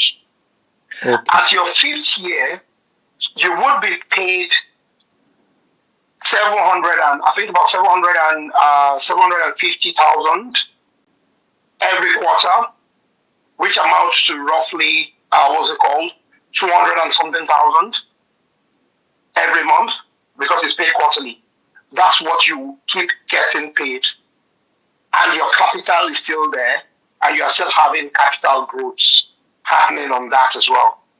So these are some of the opportunities that are actually available on the NGX that one could actually take advantage of, because it's a way to grow your funds without necessarily going through the hassle of the physical aspect of land banking and all those stuff. They are good, they are great. Somebody to follow if you want to know more about land banking is Pastor Emmanuel, so is it? I can't remember his last name now. If you just, he's a Nigerian the pastor. He's into real estate on YouTube. I think is it Emmanuel? And I think people can research it as well. People can research on land, you can search. That's because what I mean. I think Yeah, you can. for me, my understanding of land banking, like I have lands in Nigeria, and at the time that I bought, because that's I'm saying, I don't know if that's what land banking means. At the time that I bought this land, I've got like quite a good number of land. At the time that I bought it, they were like next for nothing. Okay, but over time, those land have generated quite a lot of interest. In short, there was one I disposed last year. The amount I bought it, I remembered when I bought it then. I think I bought it it was actually less than 50,000 naira when I bought it. And I sold it for very good amount. Like, I sold it very, very good amounts. You know? Yes, Aproko, that's what land banking means. Oh, okay, You buy the land, yes, when they are next to nothing, and you just leave them. Yeah. Until when they appreciate over time. That's exactly what land banking is. Okay, because but I remember that land when I wanted to sell it. In short, when they first told me how much it is, because I got someone to go and measure a particular side of it, because I've got quite a few there. And when they were telling me how much it sells for, I was like, initially I thought maybe they were lying to me, because I couldn't believe how much it has appreciated. I'm talking of, I think I bought it 95. I couldn't believe how much. That's a good one. That's a very good one over time. It's a very good one. So, yeah. Now, I have a question. I don't know whether, I think either of you can answer. Only be first and foremost. Yep. I know you've answered it, but maybe let me throw it open so that other people too can learn, because not everybody will read comments. N-Town, I saw your comment. Yes, if we are talking about Blessing CEO, we would have over 200 or 300 people watching.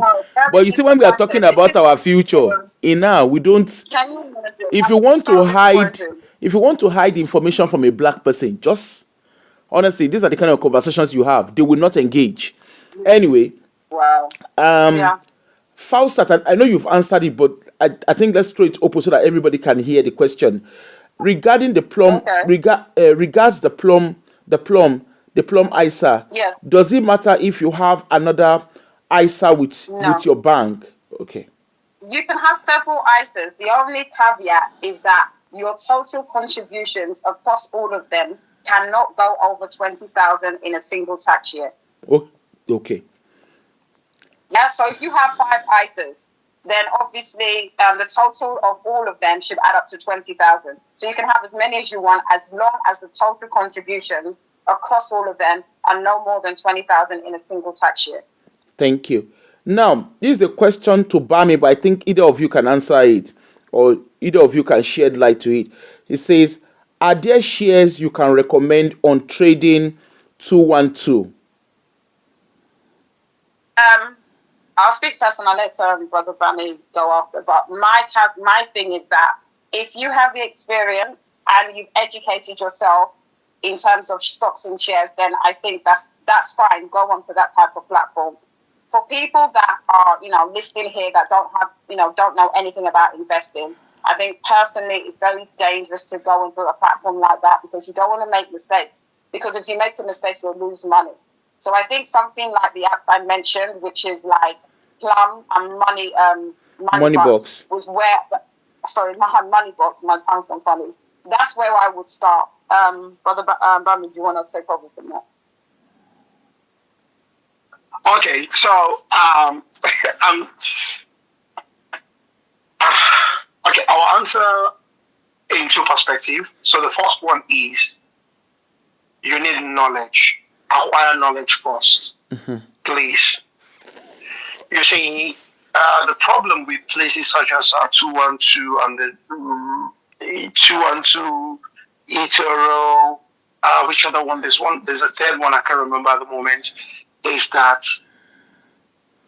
I you there's a possibility that you may end up actually going into trading as opposed to getting the stocks and holding, because there are two different things. Yes. So the beauty of the NGX, the Nigeria one, is the fact that we don't trade the market. When I say we don't trade the market, we don't short nor long the market. So you don't. So it's different. So when you start going on 212 and stuff like that, yes, it gives you room to buy fractional shares and stuff like that. But if you accidentally go onto the trading aspect, well, the trading aspect, that's a perfect recipe for disaster if you know not what you're doing, because you would actually click on a buy or sell when you don't know the trend of the market. Is the market uptrend or downtrend? So it's similar to you trading Forex or trading crypto. That's what it means when you are longing or shorting the market in the stock market.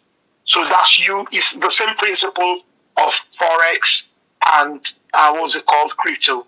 And God forbid that there's history of hypertension in your family, you would actually be a guaranteed candidate. You will get it because it is fast-paced.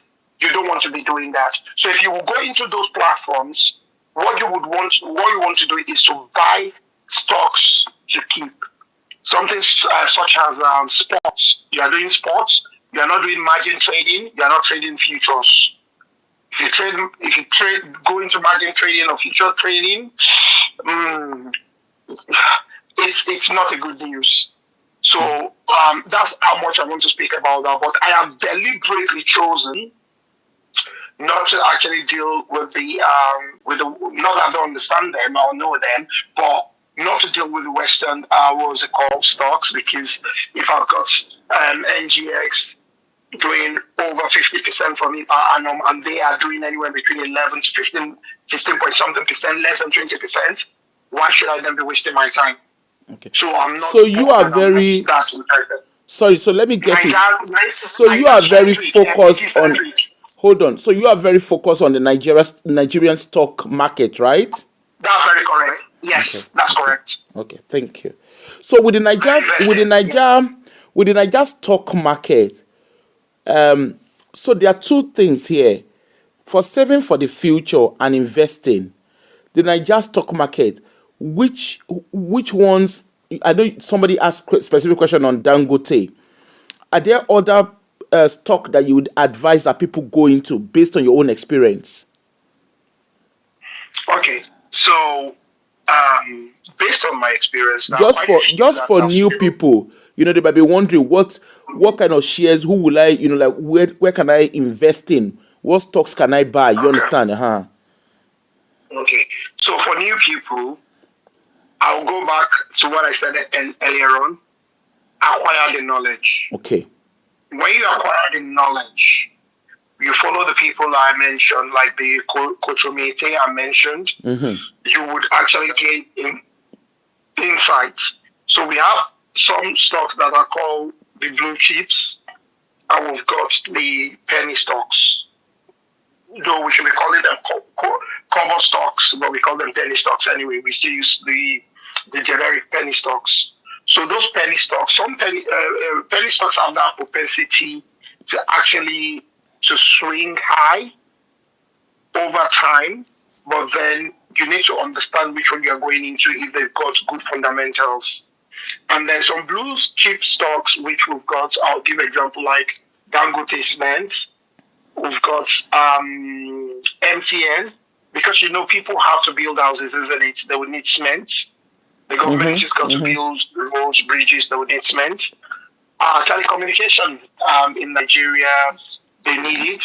So I actually learned about over 75 million Nigerians are actually subscribed to MTN Nigeria. So they need to make calls and they need data as well for internet surfing and browsing and stuff like that. So that those ones I've just mentioned would actually be in business in the foreseeable future, and they tend to pay dividends as well. Both Dangote and MTN, they are good at paying dividends. And so it now depends what you want to do. Are you looking at income from the aspect of dividends, or you are looking at capital growth? So for me as a person, Bami, I actually go more. sorry to Yes, interrupt you. Somebody is asking, I'm guessing on top of the questions you are asking, the guidance, somebody is asking, what about banks? I'm guessing the person is wanting to know if you can invest in stocks in banks, I'm guessing. yes, yes. So the banking stocks are equally good, but you have to be very careful. Okay. There are some individuals that I will not call their names that they are most places where they go, they disrupt those places. They are friends, and well, not necessarily friends, but those people they would where they go, you need to be wary because they can easily dump on you. So there are some banks that are good. So straight away, in as much as I don't want to give away too much, No, go ahead. I GTCO, mean, it's GTCO is a very good bank. The system, the structure, everything is intact. Zenith is another very good bank. Everything, corporate governance, fantastic. They will pay you, what's it called, dividends. Their capital appreciation is good. At the moment, all these ones I'm mentioning, they are actually close to their all-time high, all-time or 52 weeks high. They are very high. So you want to be very careful if you want to get into them. Let it not be that you get into them, then they drop and you feel bad. But if you are in for the long term, then it will be no big deal. Because when you go in and they drop, it's even an opportunity to get more so that you do what is called dollar cost averaging. So you average down. So once you're averaging down and you are for the long term, say for 3 to 5 years or even more years, and you know you will still get your dividend anyway. So long as you don't, and that's one principle in terms of stocks. Once you are in them, and Warren Buffett, that's the king of stock, isn't it? He will tell you there that any red you see or negative you see in your portfolio, as long as you don't sell at a loss, you've not actually lost. Okay. You haven't lost. It's when you panic and you sell it, that's when you've lost. Leave it. Over time, they will come back. I don't know if I am allowed to give this example, please, Apoko. If you allow me. Give the example, then I need to ask both of you a very serious question. Okay. So the example is I was vested in Calvary.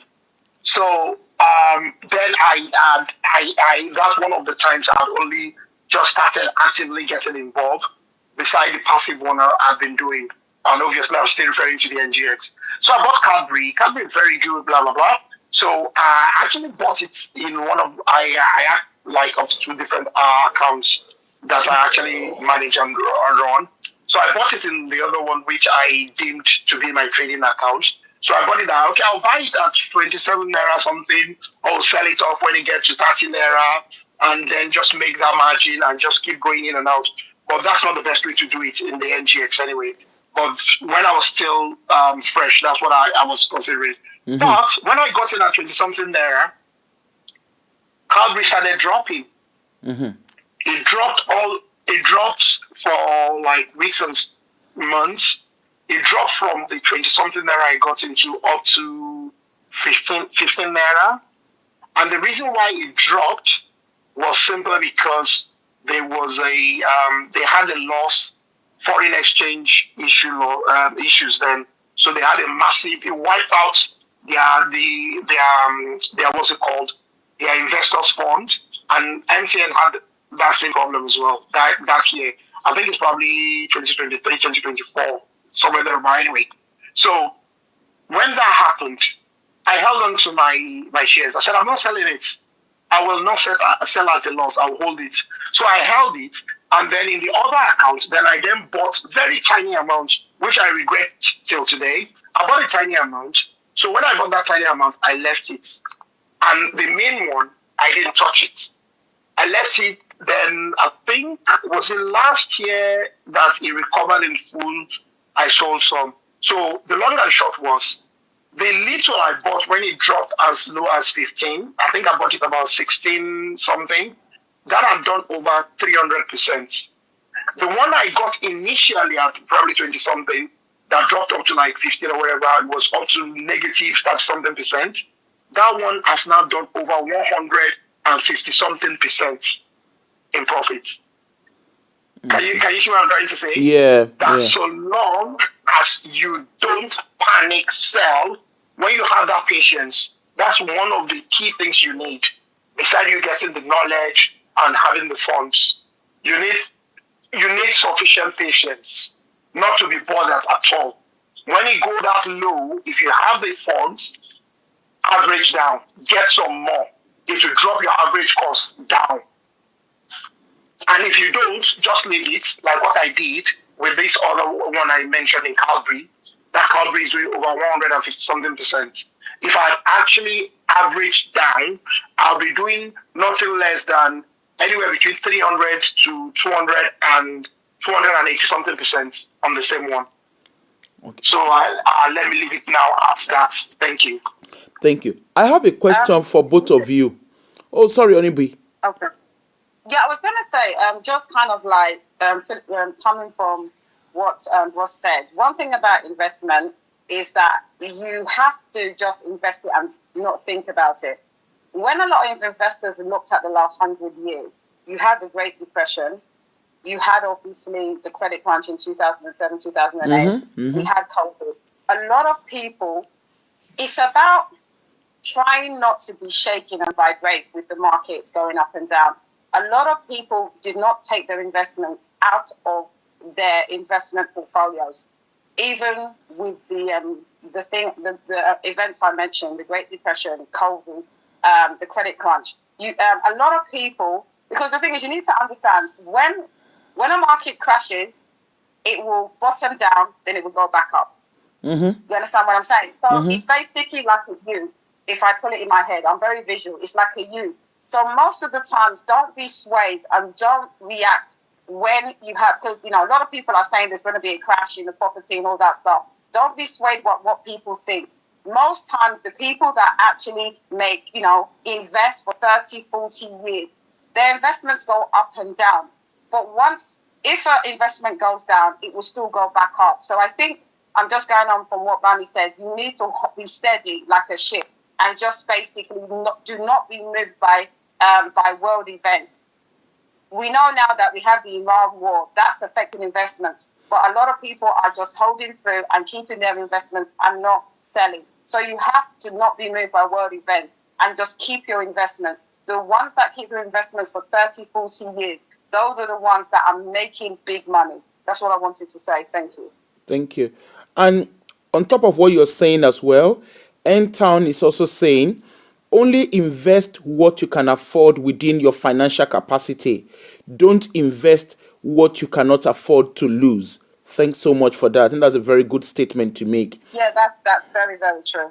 Very true. Now, I have a question. And that's the reason why I think when we come to the end, as much as me and Bami are giving advice, I would always say speak to a financial advisor, because those are the people that, yes, like you said, we had a conversation about experts, but those are the people that actually have their ears to the ground and will be able to advise you. They are regulated, so they, if they do, worst case scenario, which I doubt they do, give you bad advice, they can be sued. They're registered, they're accredited financial advisors. So that's why, for me, I think sometimes when if you really want to invest in stocks and shares and you don't have the aptitude or the aptitude to educate yourself, please get an expert. The same way that when we're ill, we go to a doctor, go to a financial advisor. Yes, I'm sharing a document that Oni B shared with us. It's called Financial Health Scorecard. I'm sharing it on the screen. You can actually screenshot that. Oni B, do you want to talk us through it? Yeah, so basically, I put this together basically just for you guys. I mean, I don't know if with Afro's permission, I can put the link in here. Yeah, It literally please goes to kindly do that, basically, please. yeah, it's basically a Google Drive. It's basically a financial checker. So it's not something that you need to give to us. You can download it in your own time on your computer, on your phone, but preferably a computer because it's easier to see. And you can just do it's like an MOT for your finances. Just go through it and just basically have a look. It talks about savings and investments, and it's just something for you to look at, and to marinate and just think about where Please, you are can financially. Onibi, please, can you put the link on the comment section so that I'm all literally doing it now. yeah, Sorry, sis. yeah. Should be a bit more prepared. So I'm going to put it in here, guys. Give me a minute. And you can I'm copy talking the at you. link. Once she's put Yeah. it, please kindly copy the Yeah. link, and Yeah. So you can have basically, it in your own. You can look at it yeah. at your own So, time. That helps yeah. you So and put it guides in you at as your own well. time. So if you open it up, it's called the financial health card. You can tick it, and it basically talks about the basics. Do I know about my month? Do I know what my monthly take-home income is? Do I know my total monthly outgoings? Do I know the total amount of my debts, credit cards, loans, and overdraft? Do I know every single rate of every debt I have? Have I checked my credit card, Experian, Equifax, ClearScore? Do I have a valid, up-to-date will? Have I named a guardian for my children in my will? Do I have life insurance? Do I have critical insurance? Am I contributing to my pension? Do I have an emergency fund of at least 3 months for essential expenses? Do I have a stocks and shares cash ISA? I'm just paraphrasing. And there's a couple here, so it's basically like you tick it and you score yourself. And then based on that score, you can decide that, based on this, I think I need to put some things in place. So I don't know if anyone has any questions in regards to that, but it's there in the link. So it's just basically to help you guys to really kind of look at your finances and your financial situation. And it kind of helps you to decide, okay, I need to speak to someone about a will. I need to sort out my life insurance. I need to know how much debt I have. So I hope that helps everyone. Sorry, sis, I'll let you talk. No. So I've put the screenshot on your screen. You can screenshot it, and Onibi is going to put the link in the comment section as well. And please, like I said, see, we are Africans. Enough of setting up GoFundMe. Enough of running around. Black tax. We can't lie to ourselves. Black tax is eating us up, whereby we run after everybody but ourselves. Okay? Yes, it's good to look after your extended family, but learn to look after yourself first. Because when the chips are down, it is you and you alone. Decisions are going to, some of us, we are parents, okay? Whether you're a biological parent or your surrogate parent or your adopted parent, whatever kind of parenting that allowed you to be a parent, what matters most is when you are, or maybe for instance, there's critical illness. Look at the actor. There's an actor that just passed away. Okay?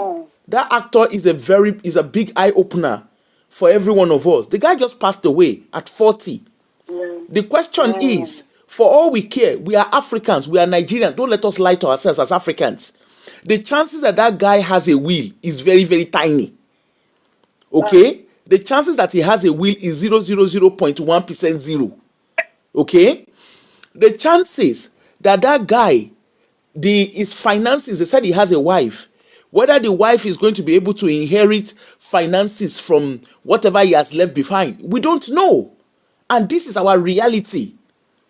Okay? Whether now they want to do funeral, could it be, for all we care, it will be family who are going to raise money for funeral.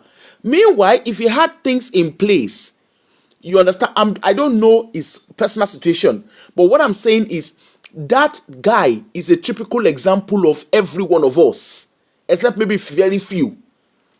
We had a case last month, where a Nigerian guy passed away.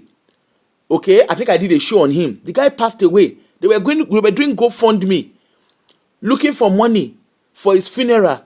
I think they wanted to carry the guy back to Nigeria, and also they needed money for the wife and the kids. Now, if they had things in place, if there's life insurance, that insurance stuff, we're going to come back and discuss it.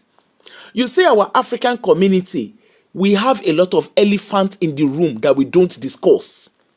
Right now, this kind of show that we are doing, if we were gossiping about a pastor that just doked a lady, everybody will be here wanting to come and see what is going on. If we are talking about Tinumbu that fell down on the road while he was drinking, everybody will be here. They want to come and hear the cocoa of the cocos. We are talking about something that could give us a future. A lot of us African migrants, we come here to come and study. Because we have not financially prepared ourselves, what you find us doing is we are there doing setting up GoFundMe to complete our tuition fees. Okay? Some of these debts that we have, they are avoidable. A lot of people, it is a case of they want to migrate. Yes, it is good to migrate. You migrate for the right reason. But when you are migrating, it's not just about migrating for the right reason. You also need to migrate smart. What do I mean by migrating smart? A lot of people, when they did the COS visa, they rushed to the UK with no plan B. Then they came to the UK, then they started screaming. They collected money from... Oh, Auntie Aduni is around. Auntie, good evening, ma. Oh, I didn't know she was around. I didn't know she was around. I didn't know she was around. I didn't even pay attention. Auntie me, ma. I'll call you later, ma. You know, a lot of our people, what's the name? They came for COS visa. After coming, they sold their houses. Come and hear the amount of money that people say they use in selling houses. Some people sold houses for 70 million, 80 million. They migrated to the UK only for them to come here, to come and do. Well, I'm not downgrading any job. They came here only for them to arrive. And then they realized that all that glitters is not gold. And then by the time they turned up on the soil of United Kingdom, there are a lot of them who are going to soup kitchens. Because what they ordered versus what they got is not the same thing. A lot of people took advantage of them. We have a lot of our people. Go and look at GoFundMe. You will see Orishi. Some people are collecting GoFundMe for mortgage. Meanwhile, if you got a mortgage, you should have been able to do mortgage protection and income protection. Whereby, whether you have a job or not, your mortgage is being catered for. A lot of us, as our homes are being repossessed, there's no reason why that should have happened if we did things the right thing. Another thing with our people is we gatekeep information. What do I mean by gatekeeping? We don't like to share information. It is a case of, I don't want to tell this person. If I tell this person, I won't be able to do master. Today now, as we are doing this show now, if I set up the show and said, I want to do master class, everybody pay for £500 to come for master class. Trust me, people will full here. But we are doing free. We are talking. All of us are talking from our own personal experiences. You can see how even people were contributing from the comment section. We're all contributing. Look, it is high time we start looking after our future. It is high time. Our children, there's no reason why we will fall ill, or maybe we have significant injury and our kids will suffer. There is no reason for that. There is no reason why any woman, why the husband will cry and the woman will not know what the future holds. There is no reason. I always tell myself, me, if not for anything, me as an orphan, I will tell you guys today, and I'm going to share a very personal story. Of course, I'm not going to be so deep in it. My father passed away. I was 5 years old when my father passed away. My father had shares, okay? He bought shares. If you are within my age group, you will remember Meta Health Toyo, Vita Foam, what did they call them now? Cadbury or whatnot. My father had shares in that, okay? He had good money in his bank account. He had lands and all whatnot. But guess what? My father, like any other person, my father passed away at 36, okay? At that time, Flour Mill, John Oates, thank you. He had shares. It was common for them to buy shares in those days. He had shares. He bought it in the name of himself and his wife, Mr. and Mrs. Okay? what's the name of this newspaper? I think it's Tribune. Is it Tribune? Is it Tribune? Concord. One of them used to always publish unclaimed dividends. My father and my mother's name always appears there. And I will tell you why that is. Do you know that when my father passed away, there was no will? Imagine if my father already had a will. He was working in the NHS. Okay? My father had no will. Knowing what I know now, there are a lot of things that would have been done differently. He had no will. My mother was sitting down. The baby of the house at that time was 1 year and 3 months old when my father passed. My mom was just in her 20s. She was 28 at the time when the man passed. Guess what? Our life turned upside down. Some of the decisions, okay, yes, we ended up going to go and live with families and blah, blah, blah. Those things were avoidable. I'm telling you from a personal lived experience. Those things were avoidable. My mom there were shares that could have taken care of us. Finances were there that would have taken care of us. But guess what? My mom did not, because my dad managed all the finances. Because that was how they worked in their marriage. It wasn't out of abuse or anything. It was just the way their marriage is. Dad did it. Dad managed the finance, while mom managed the home front. My mom didn't know my father. My mom knew the bank. He knew their account, but she didn't know anything around how to manage the shares. My mom passed in 2010. Guess what? You want to hear the truth? My father passed in 81. My mom passed in 2010. Do you want to hear the truth? Till date, the dividends has never been claimed. I am telling you a true life experience. Okay? The dividends was never, is till today, the names are always there. They always publish it. Unclaimed dividend is always there. So imagine, maybe from 1981, from 1981 to 2010, the two of them, because I think there was a time they even said my mom wanted to go and look at what money she had and whatever it was. They asked her to bring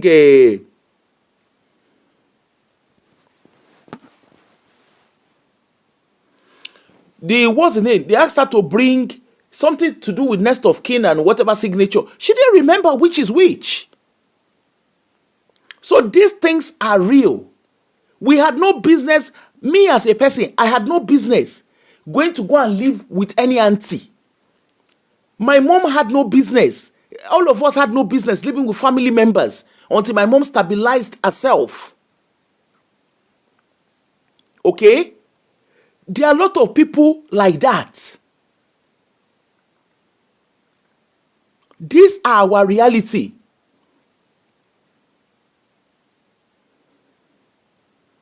This is our reality. A lot of Africans are like that. And that's how you see me. I am always very, very passionate. I know of someone very close to me. She lost her husband I think just before COVID. She lost her husband. And I remembered when I called her, I said, even though she thought I was being mean initially, the first phone call I made, I said, hello, my dear, condolence to you for what has happened. However, nowadays, we don't know they cry. I am telling you, this is how I said it to her.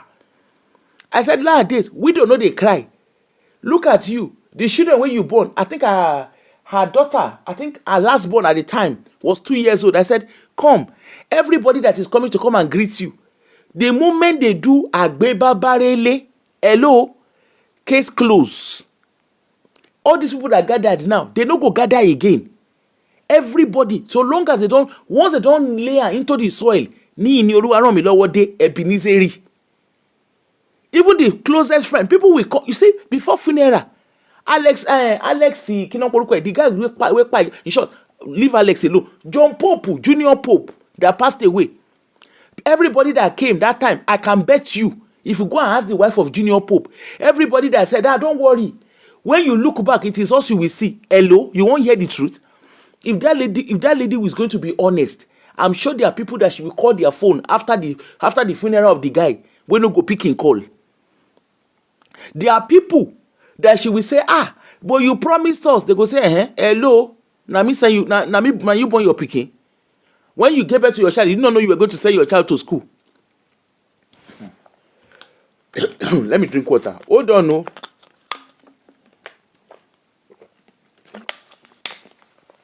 People will promise, don't worry, we will be there for you. When you turn your back, now you go to see, it's a lie. Even if people are going to be there for you, they are not going to do things the way it will be done. I always say, if my father, let's say true, say they say that body they look back. If my father look back now, the person where he say, you see that person, this particular lady, if anything happen to me and my wife, she go do front, she go do back for us. Now lie you, it does not work like that. And you want to hear the truth? Nobody is obliged to do that. So if you know you don't want to be surprised, that my personal person. When the husband, I said when I was telling her, she was kiniko. My dear, I told her, I said, as you dey cry with one eye, Ungwanu, begin to go and check. Where is his account? What does he have? Because now you get children. And she far about the born pikin. Thank goodness she listened to me. Thank goodness she did. That was what she don't know say the house where did they stay. This now husband of her youth, according to her, they talk for Nigeria. Not knowing that the house that they live in, I said the house not be their own. I said the guy buy house true. But na girlfriend, he carry the house give. Na girlfriend name, they on top the house, where in family, where in wife and children they live. I'm telling you true life story. This person I'm telling you is a known Nigerian. As a matter of fact, his funeral was a national funeral. President mark register. I am telling you, I cannot mention the name of the person, but the person where they tell you, they cover in funeral for Nigerian television stand still. Okay? The house where in wife and children, house where he pay wife where he pay bride price on top of his head. The house where wife and children they stay. This one no be say they tell me. I am telling you a true life story. The wife and the children. Now when the man come by, now after funeral, now the woman realize say, I said the house, where did they stay? I said a girlfriend name there on top. Imagine the man buy the house quite all right. But na girlfriend name he used, na girlfriend name there on top of the house. He con dey rent from girlfriend. You hear abi you know here. Now later, na wife. When I said the wife call me because initially, you know say me, maybe because I be orphan, you know say I suffer my head is straight. So because my head is straight, it dey make me dey think. Now I tell her, now she can't call me. This is now say, hello. Oh yeah, Ungwanu. Go do this. Now she do am. Account. All the man business.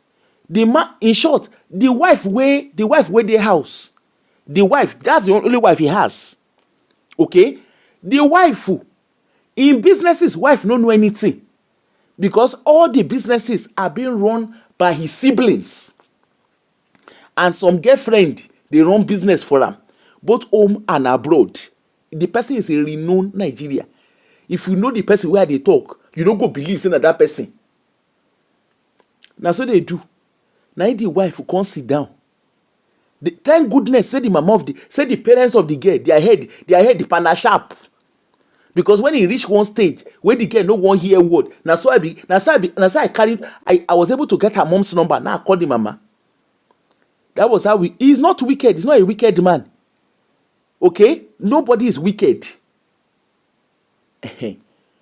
So now she can't sort herself out. The little thing where they manage collects. Now be the thing where she see collects. As I speak to you, now rented apartment she dey stay with the children. Okay? Now rented apartment. All the girlfriend where that man get, when you hear, I settle them, I settle them, torun. The man settle them. Okay? Make I tell you another one, very close to home. You see that one? The amount of children where the man born. Now the amount where he born, where he married, where he she na matrimonial wife, where he matrimonial wife born for him. na the amount of children wey born for outside. Ìyẹn tún kọ́. The women wey come born pikin for am for outside o, all of them na friends of the wife. You hear abi you no hear? Na friends of the wife na born children for the man for outside. And the man, all the children wey born for outside, they are settled for life. Na the wife, the Mrs. Wife wey dey inside house, na the wife come dey settle gbese. When you hear gbese, when you hear gbese, na inside the man will. The man write will quite alright, but na inside him will. This na renowned Nigerian. Renowned Nigerian of a renowned status.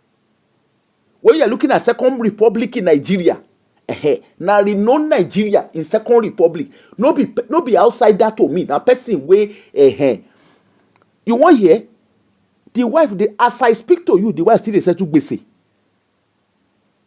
Meanwhile, the children outside and their mothers, they are settled for life. That is your reality. The woman say when no be small something. A lot of widows, things could have been different if only will is written. Because we also get that, we also have, apart from, forget about culture, some people naturally, they swallow devil for inside their belly. Wickedness, they swallow am for inside belly.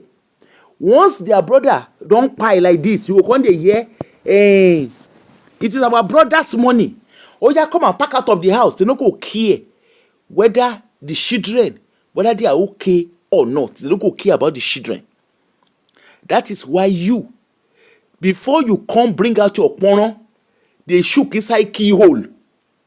Make sure say you set your future for your children. There is no reason why anything will happen to you today that your children should be in debt or your children should be ruffled. The only reason why they should be ruffled is because they miss your physical presence. Their future should not be uncertain. I am very, very sure if my father looks behind now, you know, so nobody they ever they know say they go pie. Let us be honest. Nobody they ever they know say they go pie. Okay?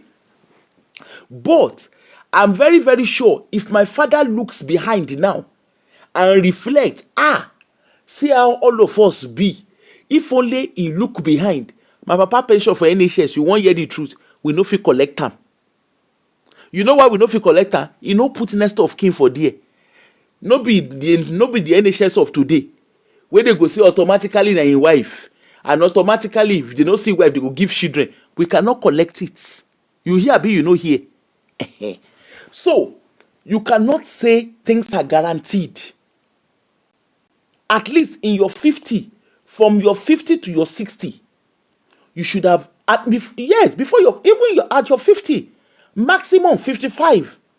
You should have had your will sorted out. Who has your power of attorney?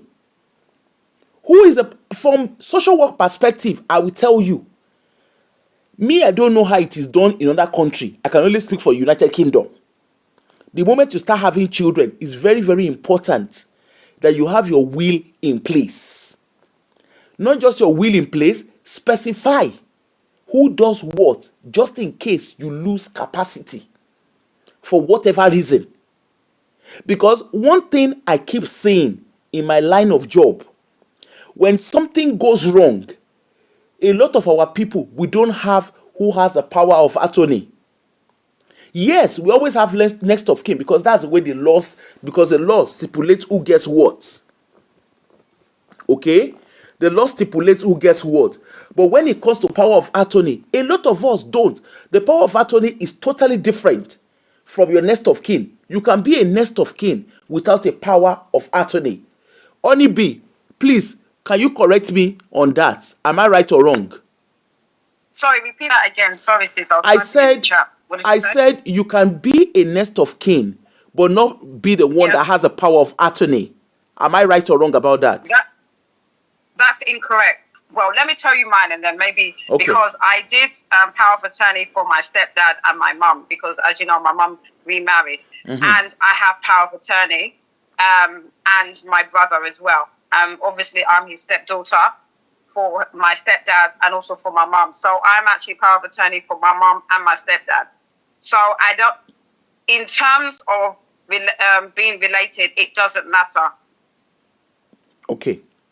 Did that answer your question? Yeah. So, like in Scotland, So, I don't can know. I, Okay. can I add a bit to that, apropos, if you don't mind? Okay. Yeah. Go ahead. Yeah. Sorry, let me just Okay. finish. It could be different for Scotland, but I'll let you finish, Ross. But that's my reality in terms of what I No, see. no, no. Go ahead because I don't know what this English system looks like here. Sure. Yeah. Go on. So, thank you. So, with power of attorney is a different kettle of fish altogether. So, the fact that you are the next of kin does not automatically make you a power of attorney.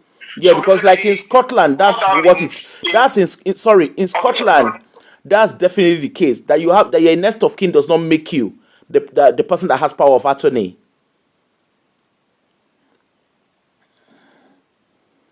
You understand? So like in Scotland, if you can be a next of kin, but Yeah. it does not automatically make you a power of attorney. Yes. So you You're need right. to be able to Yes. stipulate. You need to be able to stipulate because a lot of time when we are doing care plan or maybe there's an emergency that they need that power of, so maybe somebody loses capacity, maybe accident or whatever it is that has happened. What we find out, particularly in the African communities, yes, the next of kin is there automatically. But when it comes to power of attorney, they don't have that, and that causes a lot of concerns.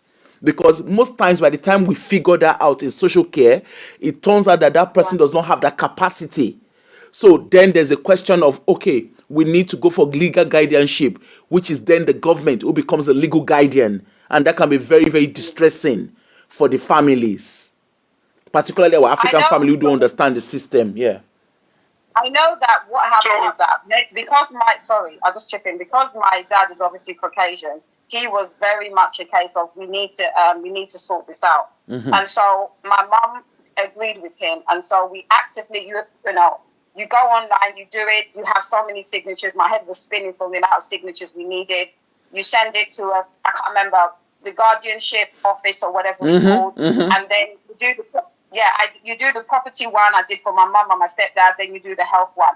I've had to go online, government gateway, and I've had to put the power of attorneys onto my account. So I have the physical paperwork and I have it online. So God forbid anything happens, I have power of attorney to make decisions on their wealth, on their assets, and their health. But it's a long-winded process. I'll let Brother Bami continue.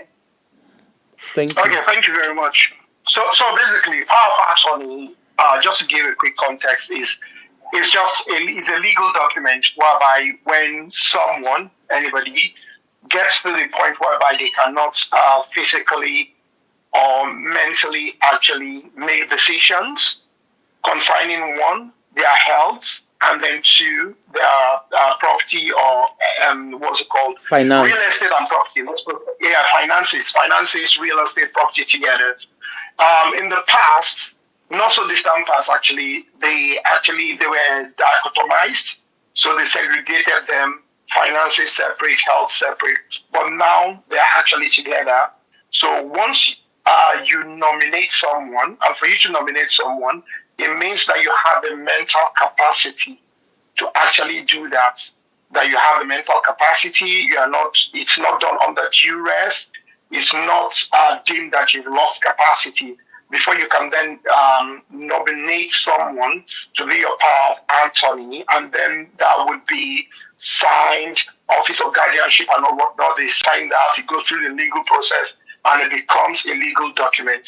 So if anything then happens to you, that person you have nominated, what could be anybody, could be your spouse, it could be your child, your whoever, would be the one they would actually contact to actually make a decision on your behalf. Then, unfortunately, when it gets to the point whereby someone actually loses capacity and they don't nominate anybody prior to when they had capacity, what would happen is such that it would not be like having like a case conference of the thing. So people that are associated or affiliated with such an individual, they call them round table to make a decision in the best interest of the person. So which means the next of kin could be there, the GP will be there. Then the say probably social work or worker, who he or she is in charge of the individual's case, will be there for them to sit down to then make a best interest, what's it called, decision Yeah. for the person in question.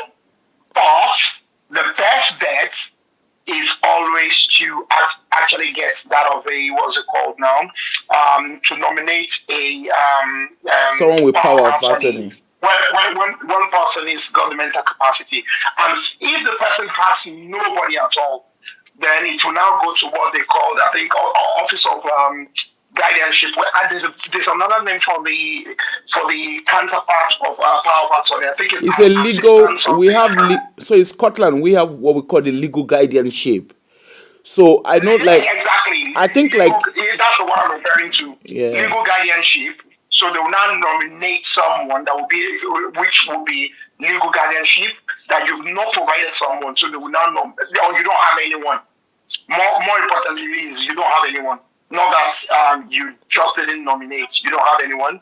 So if you don't have anyone, there will be legal guardianship, which will comprise of, say, going through like the social work, your GPs and stuff like that. And then they will now sit down to actually take a decision in your best interest, because one, not only have you not nominated someone, two, you don't have a next of kin or any close relative that could actually be of help. Because there are some people that are like that. Hold on, Bami. My I think maybe it's like you guys do it differently in England, because like in Scotland, although you have. So the thing is, in Scotland, although you could have next of kin, your next of kin does not automatically have a role of legal guardianship, because it's important that they separate that. Okay, hold on. However, when it comes to guardianship, there are different rules around that. A power of attorney rather. Now, if you obviously you have the power to nominate someone with power of attorney, but when we get to that, legal guardianship is the last result. Yeah. Now, when we have in Scotland, I can only, because I know the systems are quite different. In Scotland, if we have to go through the legal guardianship system, it has to be done through the professionals. Your families are not part of it, although they will be informed, but it will be the local authority. So, and that's under the corporate, we call it the corporate piece. Okay. So it will just be the local authority. So it could be the police. So local authority obviously comprised of the police, what's it called? Social work, medical and stuff. So they will be but they will carry your next of kin along, but information that will be disseminated to the next of kin will be limited. Yeah. Another thing, sister, I wanted to say is that I always advise people, when you get to, late 50s or 60s, if you can, try and do it sooner rather than later, because there is a 7-year rule. I don't know if it applies to Scotland. And Brother Bami, you can interject. What do you mean, 7-year rule? There's a 7-year rule in the sense that if, for instance, 7 years, because you have to do it when you have capacity. Yeah. There is this mindset that if, for instance, you did it 3 years ago, and then unfortunately you've now been you have dementia and you don't have capacity, there is this question mark over the power of attorney. So there is this mindset that do it sooner rather than later. I see what you mean. You know the one I'm talking about. So we don't call it. So in Scotland, I don't know how it's worked in England, but in Scotland, I don't know the terminology, but you get what I'm trying to say. Yeah. So like in Scotland, for instance, ideally, I think because of the kind of job I do, I'm exposed to all of these things. Ideally, I would say get this thing. If you are healthy, you've never had any health concerns. Exactly. Try and get this thing done by your 50th birthday. Okay? Yeah. If you've had health concerns, it's very important that you get it done in your mid-30s. Now, the reason for this is when you get to your 50s, remember at your 50s, different things begin to surface. Okay? Health or whatnot. Of course, you are getting close to the end of your working lifespan. Okay? So what we tend to do when it comes to like property, because if you do your will and stuff by say in your 30s, it's very easy when in your 50th birthday you can move everything to your child or your grandchildren if you have.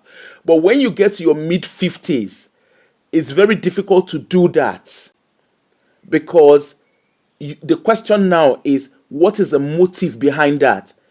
You understand? Because in your mid 50s, you are about to finish paying your mortgage, or you would have finished paying your mortgage if you have a mortgage.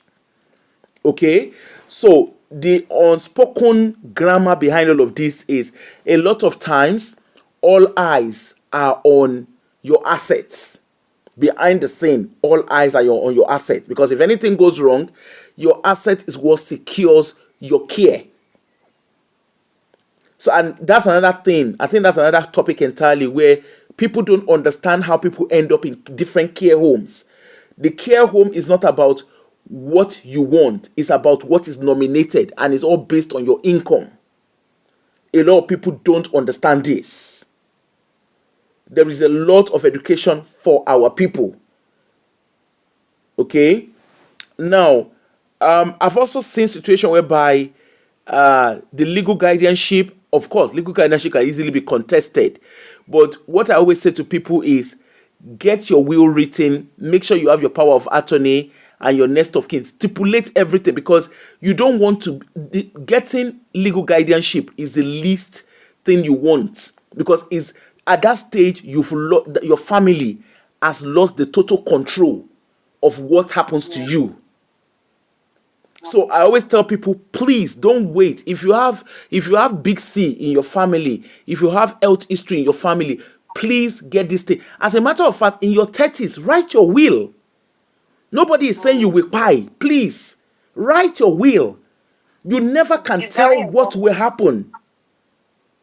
Yeah, I mean, I've done mine, and they sent. I've had it signed, notarized. They sent it back to me. In terms of the power of attorney, like everyone has said, the sooner the better. You have to do it while you have mental capacity, because once you're ill or have lost capacity, the Court of Protection will appoint a deputy where they have to get involved. This is in England. So I agree with it. In your 30s, if you got in your 50s, that means I need to start sorting my own power of attorney. If that's the case. But I think the sooner the better. People get this mindset, I leave it. And that's when they make mistakes. Because let's be honest, no one knows the number of our days. And, we can wait, we can go to bed, and people pass. Look at that actor, very, very young, and look what happened. So I think we need to make provision. And it's not for us, it's the people we leave behind. When you're doing all this stuff, you're doing it for your children and the people you leave behind. And they're already grieving for you. You don't want them to have the added burden of dealing with finances because you don't have anything in place. So I think it's really important that you set these things up as soon as possible. And even... Apropos, please, can I quickly say something, Yeah, please? go ahead. So with guardianship in Scotland, that's where it is known as guardianship. So in England and Wales, it's actually known as deputyship. Okay. So, and what they would normally do is, if no power of attorney actually nominated prior to the incapacitation, what would happen is such that they would look for the closest family member. That's in England and Wales now. So if it's done differently in Scotland, then that's fair enough. But they'll look for the closest family member or friend that they would then apply to the court to actually be the deputyship. So it's failure to get any close, like I alluded to earlier on, failure to get any close family member or friend, then that's when I'll use the word loosely, would then be outsourced. So you're now looking at saying you're the GP, the social worker, or even police and stuff like that. Other agencies that would work in the best interest of the individual involved. Thank you. Okay. Thank you for that. Now, another thing I will also say is, I know again, this is a very sensitive topic, especially for us Africans, because we have this God forbid bad thing. See, the earlier you have your will sorted, the earlier you have your funeral plan sorted. Okay? really, you can pay off your funeral long before you turn 50. You can pay it off. It's a very, very tricky conversation for us Africans. It's a very, very tricky conversation because, we have this, we are very, very religious. God forbid bad thing. Why am I planning my funeral when I'm still alive? These things, particularly those of us who live in the diaspora, I don't know of other countries. Most likely, please, the next time we talk about things like, next time we talk about the finances, I would love to have someone from America or Canada who can join us and have this conversation so we have a balanced conversation. Now, somebody was asking, Bami, I don't know if you can answer. Somebody was asking, do they have power of attorney in Nigeria? Do you know if they do in Nigeria? I don't know. I don't know how it works in Nigeria. To be honest, in Nigeria, I'm not quite sure if that's the case, but I want to believe it is, and we could actually find that out. Then the next time we'll get you informed. Because what happens in Nigeria is Nigeria tries as much as possible to replicate the English legal system. So, which this people mentioning, power of attorney, is a bit of a legal thing, despite the fact that we've got the welfare aspect and financial aspect, but it's actually legal. So they tend to actually mimic the English law system.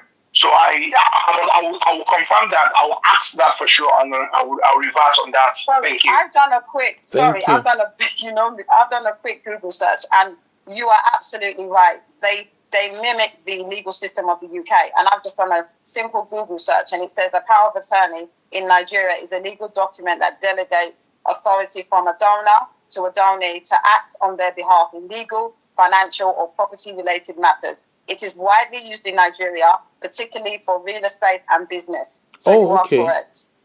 Okay. Thanks so much for that. Thank you very much for that, Only babe. Fantastic. Yeah. I guess that will be the case. Thank you. Yeah. Thanks so much for that. So please, I know that like most of us who are speaking, obviously we're not based in Nigeria, but hopefully, somebody is saying I had power of attorney for my mother in Nigeria. Okay, so that's good. Again, it's not, sometimes when they ask question about Nigeria, I am not the best person, and I'm being totally honest about it. I don't know how the Nigerian system. And sometimes people ask me questions. Oh, in the UK, how is something done? I can't speak on behalf of the entire United Kingdom because I have never practiced in England. Okay? Most of my knowledge and my practice is strictly from the angle of practicing in Scotland. So that's why I always like to have people who are who are from other parts of the United Kingdom. Yeah. Then somebody is saying, who was this? Is it wrong to presume that in the West, US, Canada, the spouse is the next of kin, will or no will? I don't know about US and Canada, but in the United Kingdom, Oni B and Bami, please correct me if I'm wrong on that. In the United Kingdom, to the best of my knowledge in Scotland, your partner is an automatic next of kin, except if you're taking your partner out, if you are in a relationship. And that's why, so when I say partner, it could either be your civil partner or your married partner, but you could also have your child. But the thing is, if you're in a relationship, like in the Scottish system, if you're in a relationship and you live in the same property for more than 3 months, that person automatically has equal rights to assets. Okay? So that's why it's good to fall in love, but don't fall in love stupidly.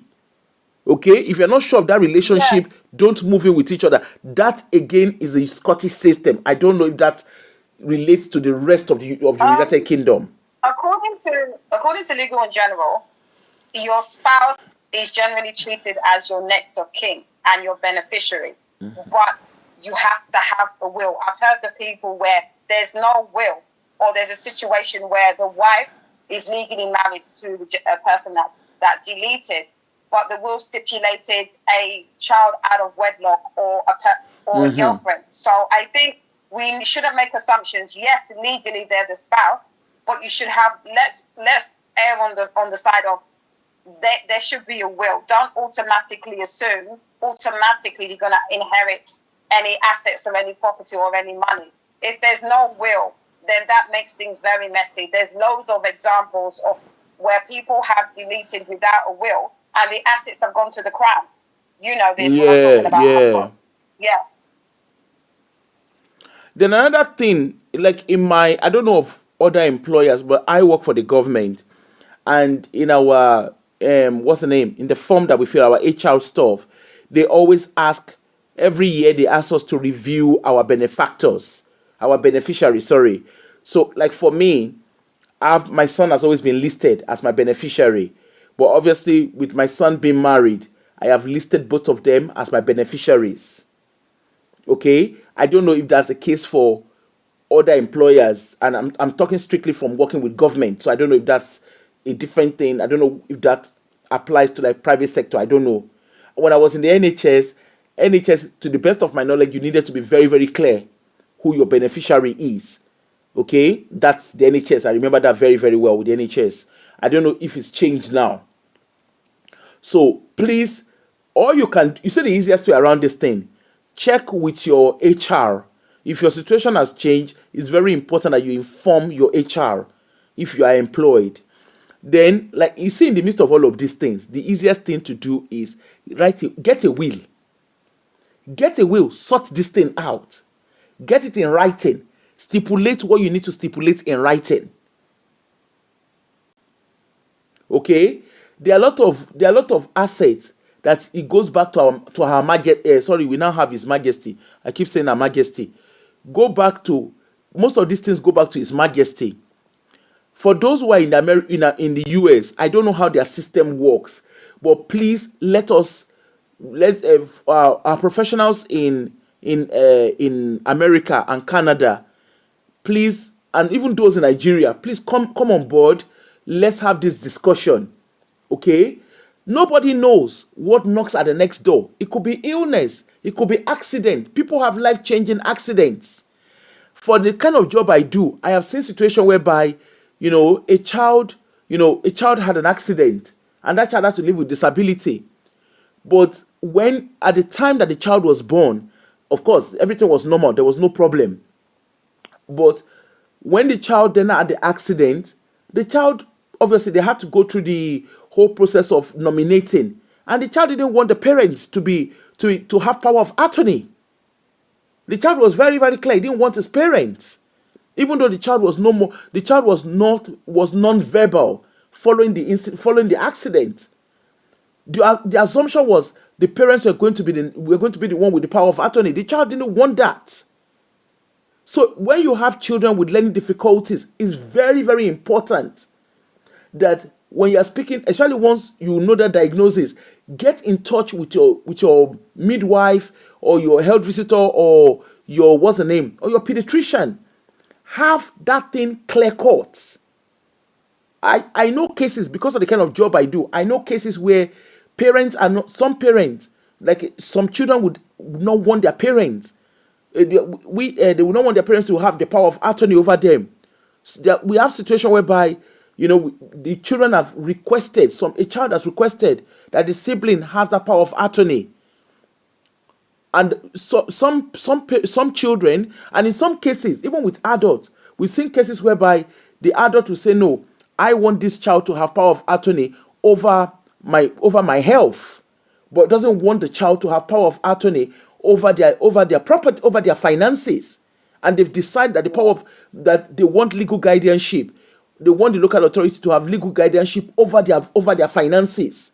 So this thing is not set stone. Okay? Yeah. And that's why it's very, very important that we start having, by the time you are 50, please have your will in place. And I'm only saying this, obviously, because I'm a social worker. We see a lot of cases. Never say never. We, as Africans, these are conversations that we avoid. You can pay for your funeral while you are alive. Okay? A lot of people don't pay, and that's why you see they go and do. I'm not against people doing GoFundMe if that's what you choose to do. But these things are avoidable. You can you can pay towards your funeral, pick your casket, do what you need to do. It is not a taboo. You know what's funny? My stepdad is obviously Caucasian, He's already done, before he met my mum, which was 6 years ago, he already said to me, honey, babe, I've done everything. You don't have to do anything because I'm his power of attorney and everything. He went to cooperative, cooperative, and he already said he wants to be cremated. He's paid for everything. So, God forbid anything happen. He's 80, he turned 80 on Sunday. I don't have to do anything. I know it sounds very morbid, but some people just don't want to stress family. And so he's paid for everything already. He's going to be cremated. He's paid for everything. I don't have to do a thing. Exactly.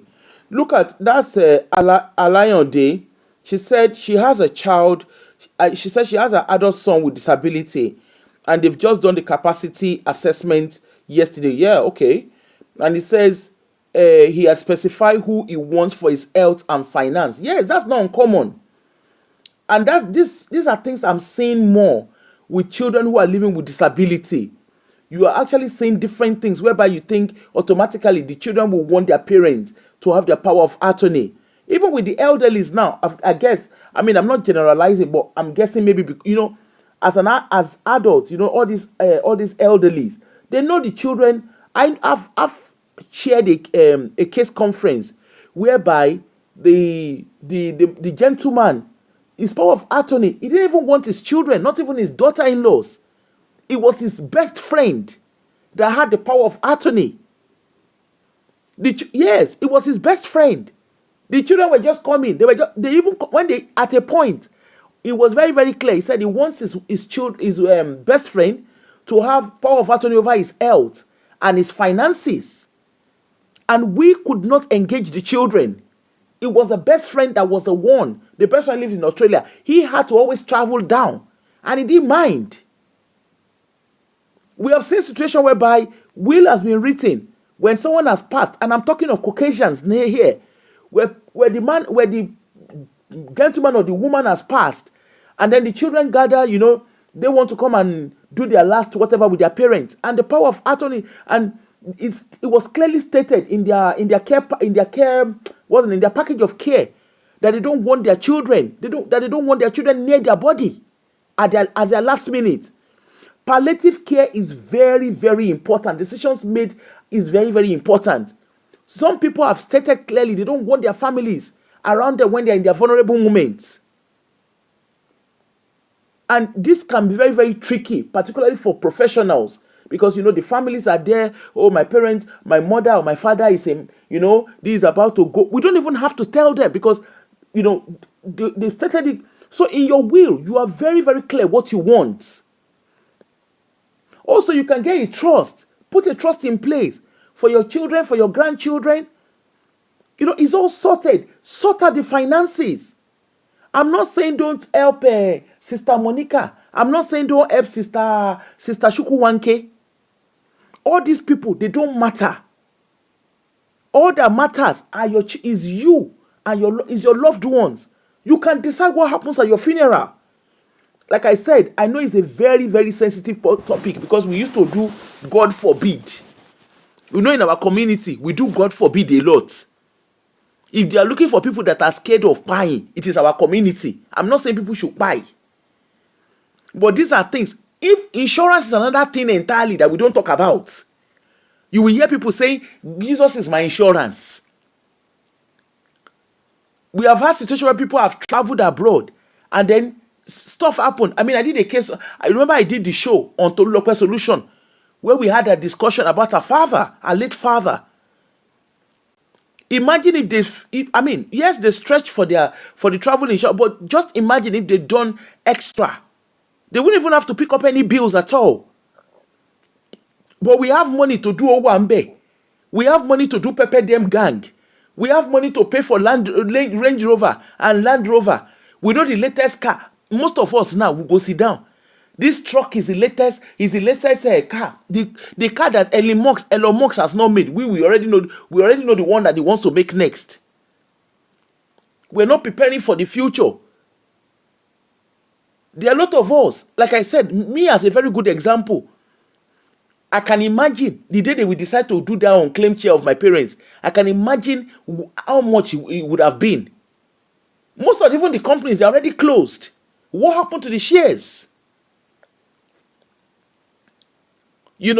So these are conversations, please.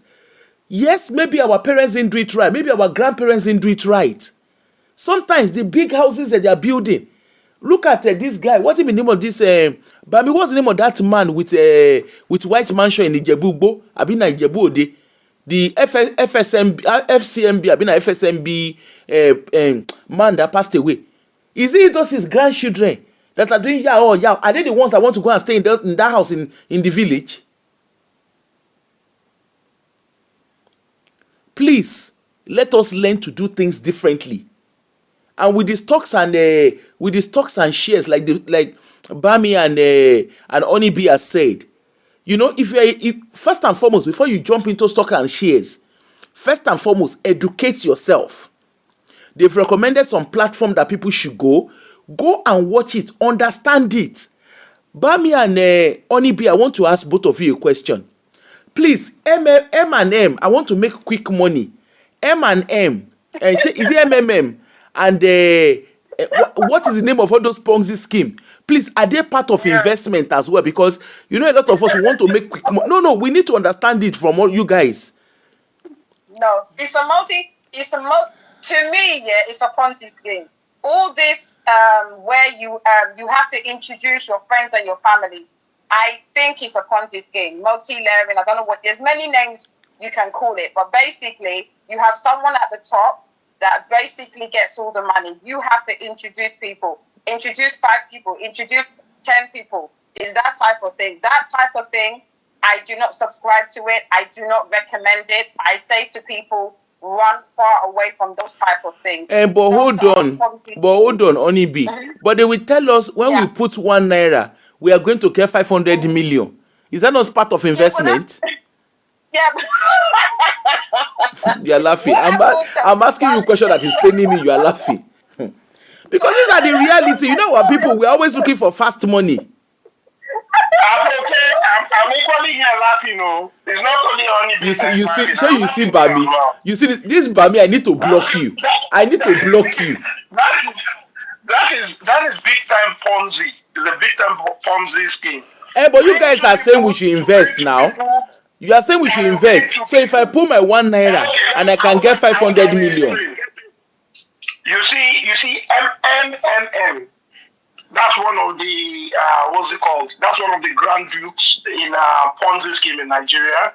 It's not the first, but it's one of the one that came out in a very big way. And after MMM, there've been many others that come through. You have some that they call the agri tech. They did theirs.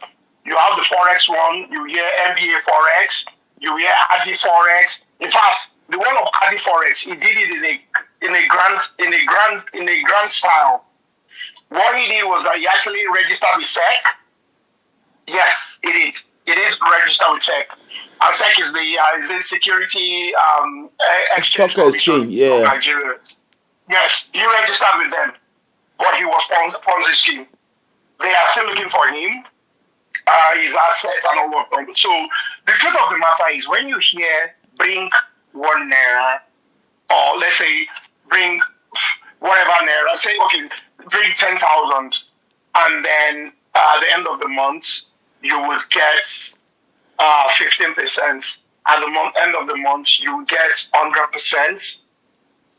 Your alarm bells should actually start ringing, because you ask yourself, what exactly are they investing? Is that not how we buy Lamborghini? Wait, Bami. Is that not how we buy Lamborghini? And that's how you will lose all your money, Abuko, because that's a Ponzi scheme. Don't let me push it. They will be the one to go with the Lamborghini, not you. I will push it and fight you. I will push it and fight you now. I would like you to push it, Abuko. Me that want to buy Land Rover this night. Ponzi scheme, please, let's run away from them. If you hear any investment they are telling you to use crypto wallets, that's a signal. Run away. Okay. Because they don't want you to trace anything to them in terms of their bank accounts, because they know you have bank accounts now with security. Yes, you hear anything crypto wallets, run. Don't even contemplate it. Just run. Because they want to be untraceable. Remember, most of the Western diaspora signed up to money laundering. After 9/11, there was a big push about money laundering. When you pay into a bank account, it's traceable. So if someone now says to you, pay into a crypto wallet, that bang, bang, bang, bang, bang, bang, red flag, red flag, red flag. That should tell you all you need to know. Because with crypto, it's very hard to trace it. So I think Bitcoin, crypto, whatever it's called, anything that's virtual money, and they want you to pay into that type of currency, that's a red flag that something is going on, and it's not normally legal. So I am not going to buy my house on Banana Island this weekend then, because I was planning on buying a house on Banana Island. No, you're gonna have to do it the old-fashioned way and save. Oh no! Oh no! Then I also want to ask. The like of CVEX after MMM, the CVEX is the most recent one. Yeah. And the truth of the matter is that they don't stop it. It's still going on as we speak. And but people keep falling, they are still falling praise. But the reason they're falling for it, I know this is slightly off tangent, is because people want to make quick money, and investing is slow and steady. A lot of the people have invested for 20, 30 years. £50 here, £20 every month for 20 years. Investing is not a quick get rich scheme. It's very slow. It's calculated. It's year by year. So I think people need to understand investing is not a get rich, get out of jail kind of mindset. You have to be patient when it comes to investing. Onibi, thanks for that particular statement, because a lot of us believe investment is put money today, get it tomorrow. That's what a lot of people assume it is. Now I'm going to come to another question. All these please, okay. Please, let me chip in quickly before you go. Go ahead. I just want to say this because of we are talking about Ponzi scheme. Rafia Toshodi, she's not a very nice person. She said MMM start for Mogbe Modaro. She's not a nice person. She is not a nice person at all. Okay, sorry, carry on. Now, I have a question again. You see all these people that we say, I am doing marketing. Okay? I am doing marketing. Is it online marketing, digital marketing? No, not the online marketing. Digital marketing, affiliate marketing. Affiliate marketing, yes. Hold on. Marketing, yes. So they will come and they will tell you, for instance, I remember there was a time, me safe, although I went to go and watch their pitching, but I bought and I walked away. It was Forever Living products. Okay? And I remember that I bought Forever. And I remembered my sister-in-law said to me, we'll go for a meeting. So we went for the meeting and they started showing us slide. You buy, they will give you car, and then you go on Mexico, you go to this, you go to that. And a lot of people sat there. So I want to ask, because a lot of people get into these things, okay, with the mindset of, we'll be able to save money, we're able to invest. Because remember, our community, and I'm not generalizing, but this is our reality from my own understanding. We want our way of showing that we're wealthy is material. That's our own way of showing our wealthy. So you find that the likes of Forever and whatever, all this marketing, whatever they are doing.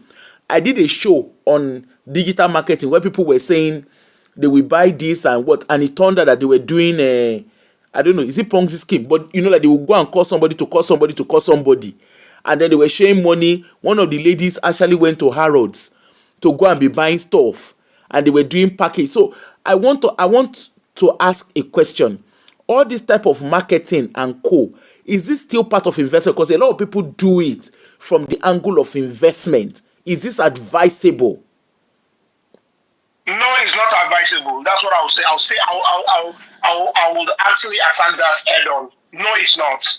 It's all about making people to fall into their prey.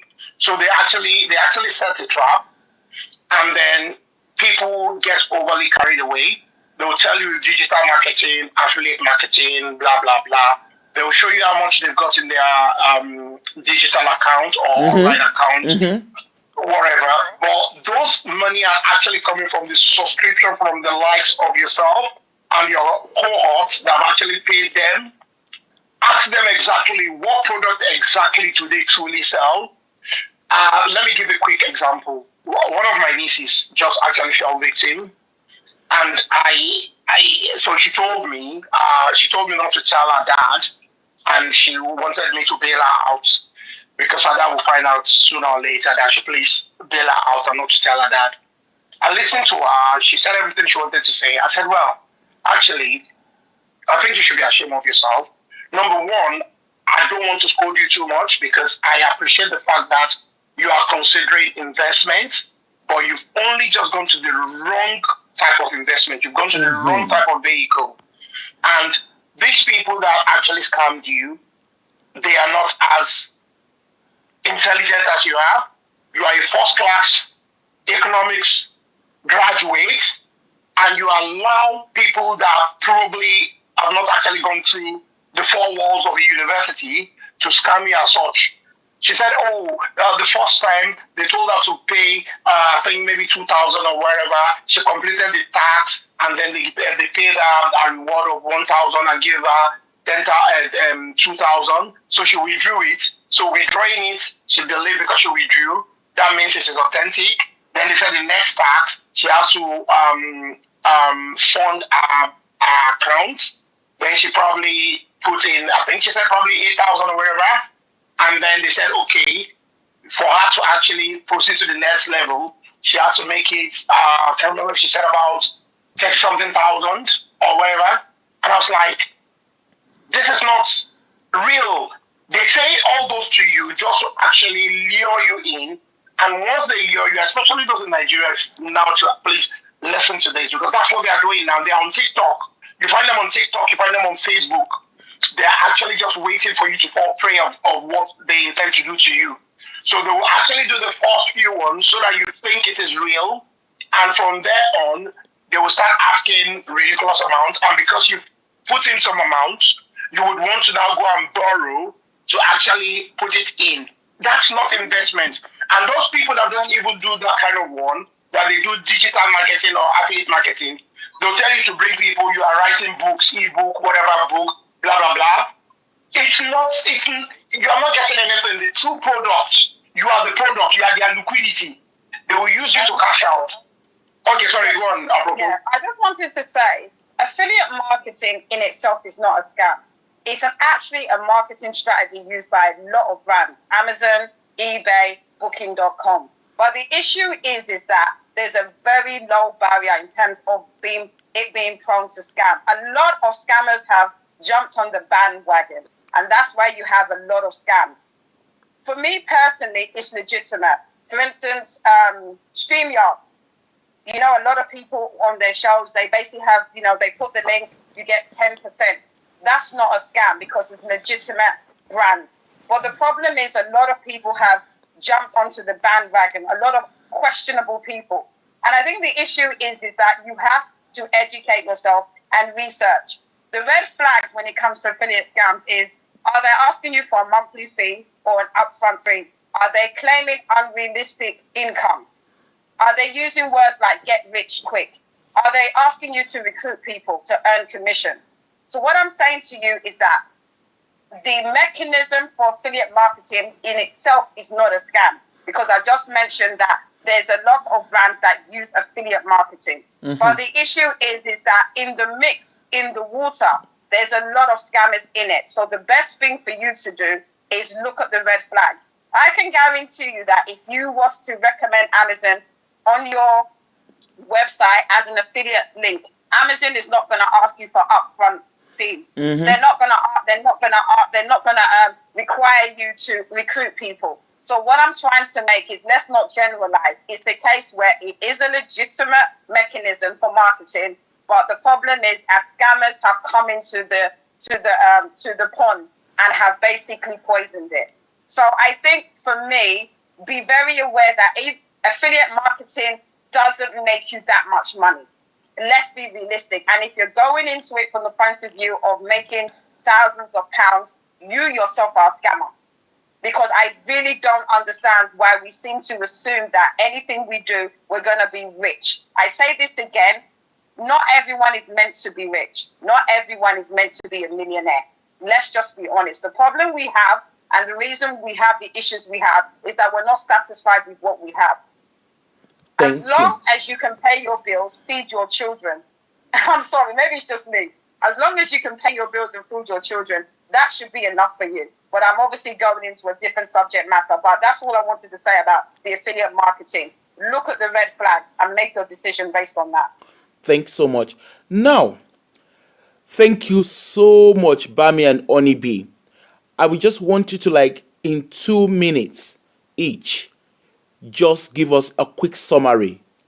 2 minutes each for each of you.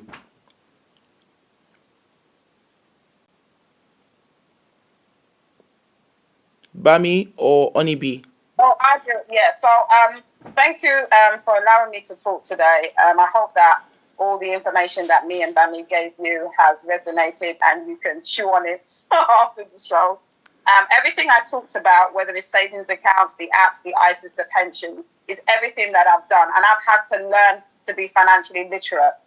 What I will say to you is that with all the things that I've said, I've had to sort out my will, put insurance in place. I will say that right now, I don't want you guys to be overwhelmed. Pick one thing. If you want me to put the link again, have a look at that worksheet, and that will really help you to know the things that you need to have in place.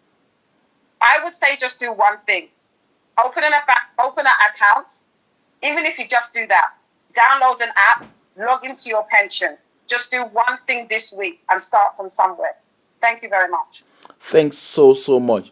Mr. Bami, the one that is always looking for my trouble. Of course. Aproko. All right. Thank you so much, Aproko, for this opportunity given to us. And thank you so much, our audience, as well, for listening. We appreciate your questions. And it's been a privilege to be able to hear from our own personal experiences.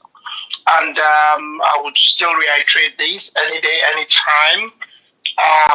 Into the foreseeable future, I would embrace NGX over foreign stocks. And before you plunge into it, try to get the knowledge first, so that you understand exactly what you're going into. That's why the fact that when I started, my parents had always done stocks and shares, and that was the reason I actually ran away from it. That I was not going to do it because I was not pleased the way it used to be run. The way they run it then, whereby you just put your money inside, wait for dividends, and before you know what's happening, you see that the stock actually goes into extinction, or they do well, you get bonuses upon bonuses, and then it goes that way. So I started myself when it was digital, and I was so pleased. I learned on the job, and I then went for further training. And now I actually remember somebody I can actually recommend as well. If you check on YouTube again, it's called Market Formula. Just put Market Formula. His name is Wale, Market Formula. I did the training.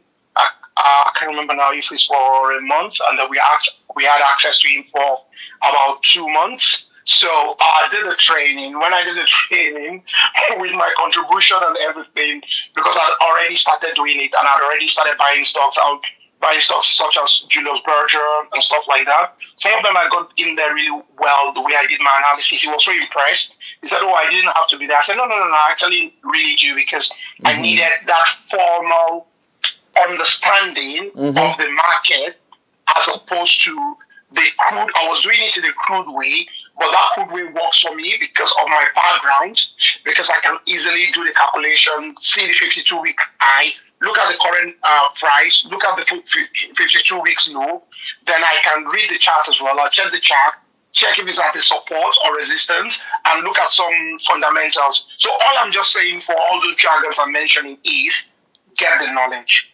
Once you get the knowledge, I'll tell you, you will thank me. Yeah, let me put it that way. You will thank me for that if you do get the knowledge and you start doing it yourself. And like I said earlier on, if you do need to contact me, go via Aproko. I'm more than happy to help, because it's something I have done, and I am still doing it, and I'm loving it, and that's why I'm actually still advocating it.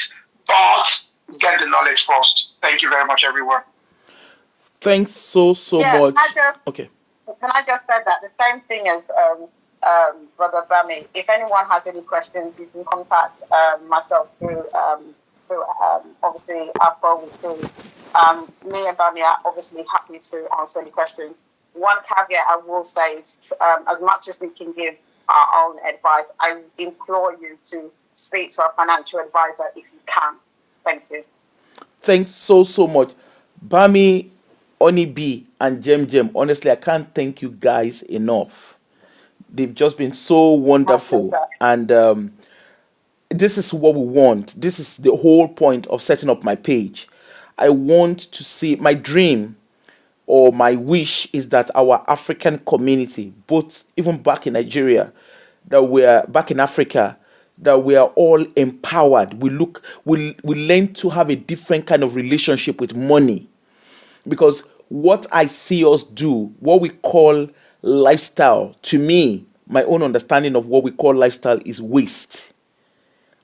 Till date, I still can't understand how someone would take millions. Abio, I don't understand how people will take millions to the market or the store just to go and buy wig. I don't understand it. I don't understand how people will take millions just to go and sew clothes. I don't understand it.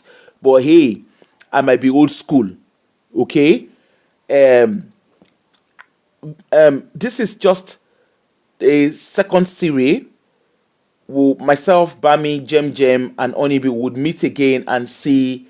We'll kind of work up, because I'm very sure there will be questions. Keep the questions rolling. If you have more questions, kindly get in touch, reach out to us. And if you are from America, if you're in America or Canada, and you have a knowledge on finances in your, like you have a knowledge of what we're talking about, please come on. But even if you're from Nigeria as well, you can also team up with Bami. And what's the name? You can also team up with Bami and talk more from the angle of Nigeria, stock, investment, whatever it is. Please let us come together. One thing I will do is I will not open my door. You know me very well. Me, I won't open my door to somebody that will come and be telling me, let us go and I can show you how to go and buy land in front of Elon Musk's house. I will call you out. Okay? We are talking of a practical experience. We are trying to raise ourselves up here. And I don't take your contribution for granted. I don't take the way you've all contributed, because at the end of the day, let's all climb. There's nothing stopping us from sharing information that will support us. Yes. Thank you, everybody. And please don't forget to share this show. And also don't forget, me as a person, I'm going to go back and watch it. I've heard of Plum and Moneybox, but I've never downloaded it. As I'm speaking to you, once I finish this show, I want to go and download. Okay? Please do. And that's the truth. I've never downloaded it. I'm going to go and download it because I'm quite curious. I've always had the NS and I, whatever. I've just always put money in there every month. I just do it. I have a standing order that goes in there every month. And hopefully, as time goes by, when the grandkids come, I plan to buy stuff. I plan to buy bonds for my grandkids. So yeah, it's very, very good. It's a good way of doing it. But that Plum, my principle is money that is not in my account, I cannot spend it. Okay, that is my principle. If I don't have money in my account, I can't spend. If you call me, hello, somebody has just jammed trailer in front of Caterpillar, that one no concern me. You are meant to keep yourself safe. So money that is not in my hand, like my grandmother will say, owó tí ó bá sí lọ́wọ́ mi, jẹ̀díjẹ̀dí kankan ò lè gbà. Okay, carry your money, save it, put it nicely, invest in your future. Okay, and I don't know much about how they do the shares and whatever, but again, Bami has recommended, and there's nothing wrong in you doing research. Please, let us go and research. I will only be and Bami. I will come and give you guys the testimony. I will come and give you guys the heads up of what I've done with Plum and Moneybox when I get to that bridge. The money you want to carry and go and give your pastor, the money you want to go and give imam, that money you want to go and use and do pepper dem gang, carry that money and start putting it into your future. It doesn't cost you anything to do it. And for those who don't understand the weird stuff, you can go and book appointment with Citizen Advice if you're in the UK. Book appointment, they would guide you. They will give you the direct direction on how to do the will and stuff like that. They can't, of course, they can't recommend lawyers to you, but they can guide you on what. And also go on Google, read. Don't wait until things fall apart before you start making life-changing decisions. Okay? Thank you, everybody. And if you have any question, please don't. There's no stupid question. Just throw it out. Oni B, somebody was asking. They want the link for the spreadsheet. You've not attached it yet. I've put it. I'll put it again. Sorry, I have put it. Oh, the okay. problem is because I'm not in the studio, you can't click it. So all you need to do is just copy and paste it. Get your cursor. I'm not sure if you're on the phone. I'm on my laptop, and just copy it onto Chrome, and it should open it up. Okay. Okay. I'm doing it again. Can you see it? Yeah. So basically, from the HTTPS, copy the whole thing, put it into a new tab in Google Chrome, paste it in, and open it up. Hopefully, it will open up. Let me know in the chat if that works. But I've done it again. I've just put it in the chat again. Okay. No problem. My pleasure. All right. Thanks so much. That's the front page of the stuff. When you click on it, that's what you should have. Even me, I'm going to go and sit down. I'm going to go and do financial check on myself, because me too, I learn. I'm being honest with you. I do it. Really? Yeah, you do this as part of your job. Please, everybody. It's this is for yourselves. It's not for me. I'm not getting any data, because you can save this onto your computer or your phone. Please download this the link and just do a fun. It's like a health check. It's basically a health check for finances. Have a look and see what you need to do to put in place. Thank you so much. Yeah, like I said, when Onibi shared it with us, in short, the first thing that came to, I told her straight away, I said, this is what we use indirectly. This is what guides our question when we are looking at package of care. So this is something for you to look at. These are the questions they are asking there, are questions that you need to know what you have and what you don't have. And that will also allow you to buckle up your shoe. You do want to buckle your shoe, you buckle it on top. Anyway, thank you, everybody. It is time for me to go. I have tea that I made, and I've not drank it since. I'm looking at it, it's looking at me. But this topic was really, really worth it. So maybe at some point, it could be, I don't know, maybe some point next week, maybe round about this time again, we probably will not make it so long like this, but we would say on Saturday next week, I'll see if everybody's happy with it. Oh, Onibi, they said you should type the link. I have. It's there. Can you not see it? I put it there, but because I'm not in the studio, you can't highlight it. You have to copy and paste it. All I can suggest, I don't know. I can give you. What do you think? I don't know. Do you know what I think it is? Do you know what I think it is? I'm suspecting that YouTube is not allowing you paste the link. Oh, okay. So you probably will see it on your side, but it's not appearing. So okay, you know what, guys? Okay, I think, you're right. So all I can suggest is, I don't know, do you have a contact number they can email you and then you can send it to them? Yeah. So if you send anybody that wants the link, hold on. This is my WhatsApp number. Yeah, if everybody WhatsApp. That's fantastic. You can forward it to them. Yeah. Your WhatsApp number. Once they contact you, please, the document. Please, everybody. Then you just forward it to them. Yeah, and Sister's got it. So what Afro with Cruz will send it to you. I didn't realize that you're not. I keep wondering why people keep asking me, because I can see it on the screen. Yeah. So thank you. So the best thing, that's the number. If you need it, just send a WhatsApp to me. Send a message to me, and I will forward the link to you. Okay. Fantastic. Thank you so much. Sorry, guys. I kept typing it and I didn't understand why. No, it's okay. Thanks, everybody. Thank you, Bami and Onibi. I've taken your time this evening, but thank you. I am so grateful. Thank you. Thank You. All right. I'll catch you guys. It's been a great pleasure spending time with you as per usual, Apoko. You know that, don't you? You just like to look for my trouble. Thank you so You see, much. this It was great. Bami and Onibi, I will give you a call. Once I wrap up this show, I No will quickly problem. give you guys a call, and then yeah. No problem. That's fantastic. All right. Thank you. All right. Thank you, Apoko. Thank you, Appreciate that. everybody. Thank Cheers. you. Bye Bye. for now. Bye. Thank you. Bye. So, guys, ni Oluwaranwa lọ́wọ́ Ebenezeri. Thank you all, and we have a lovely night. And thank you all. Have a lovely night. And if you need the link, please reach out to me, okay? And we'll pass on the link to you. Have a lovely night, everyone. Bye.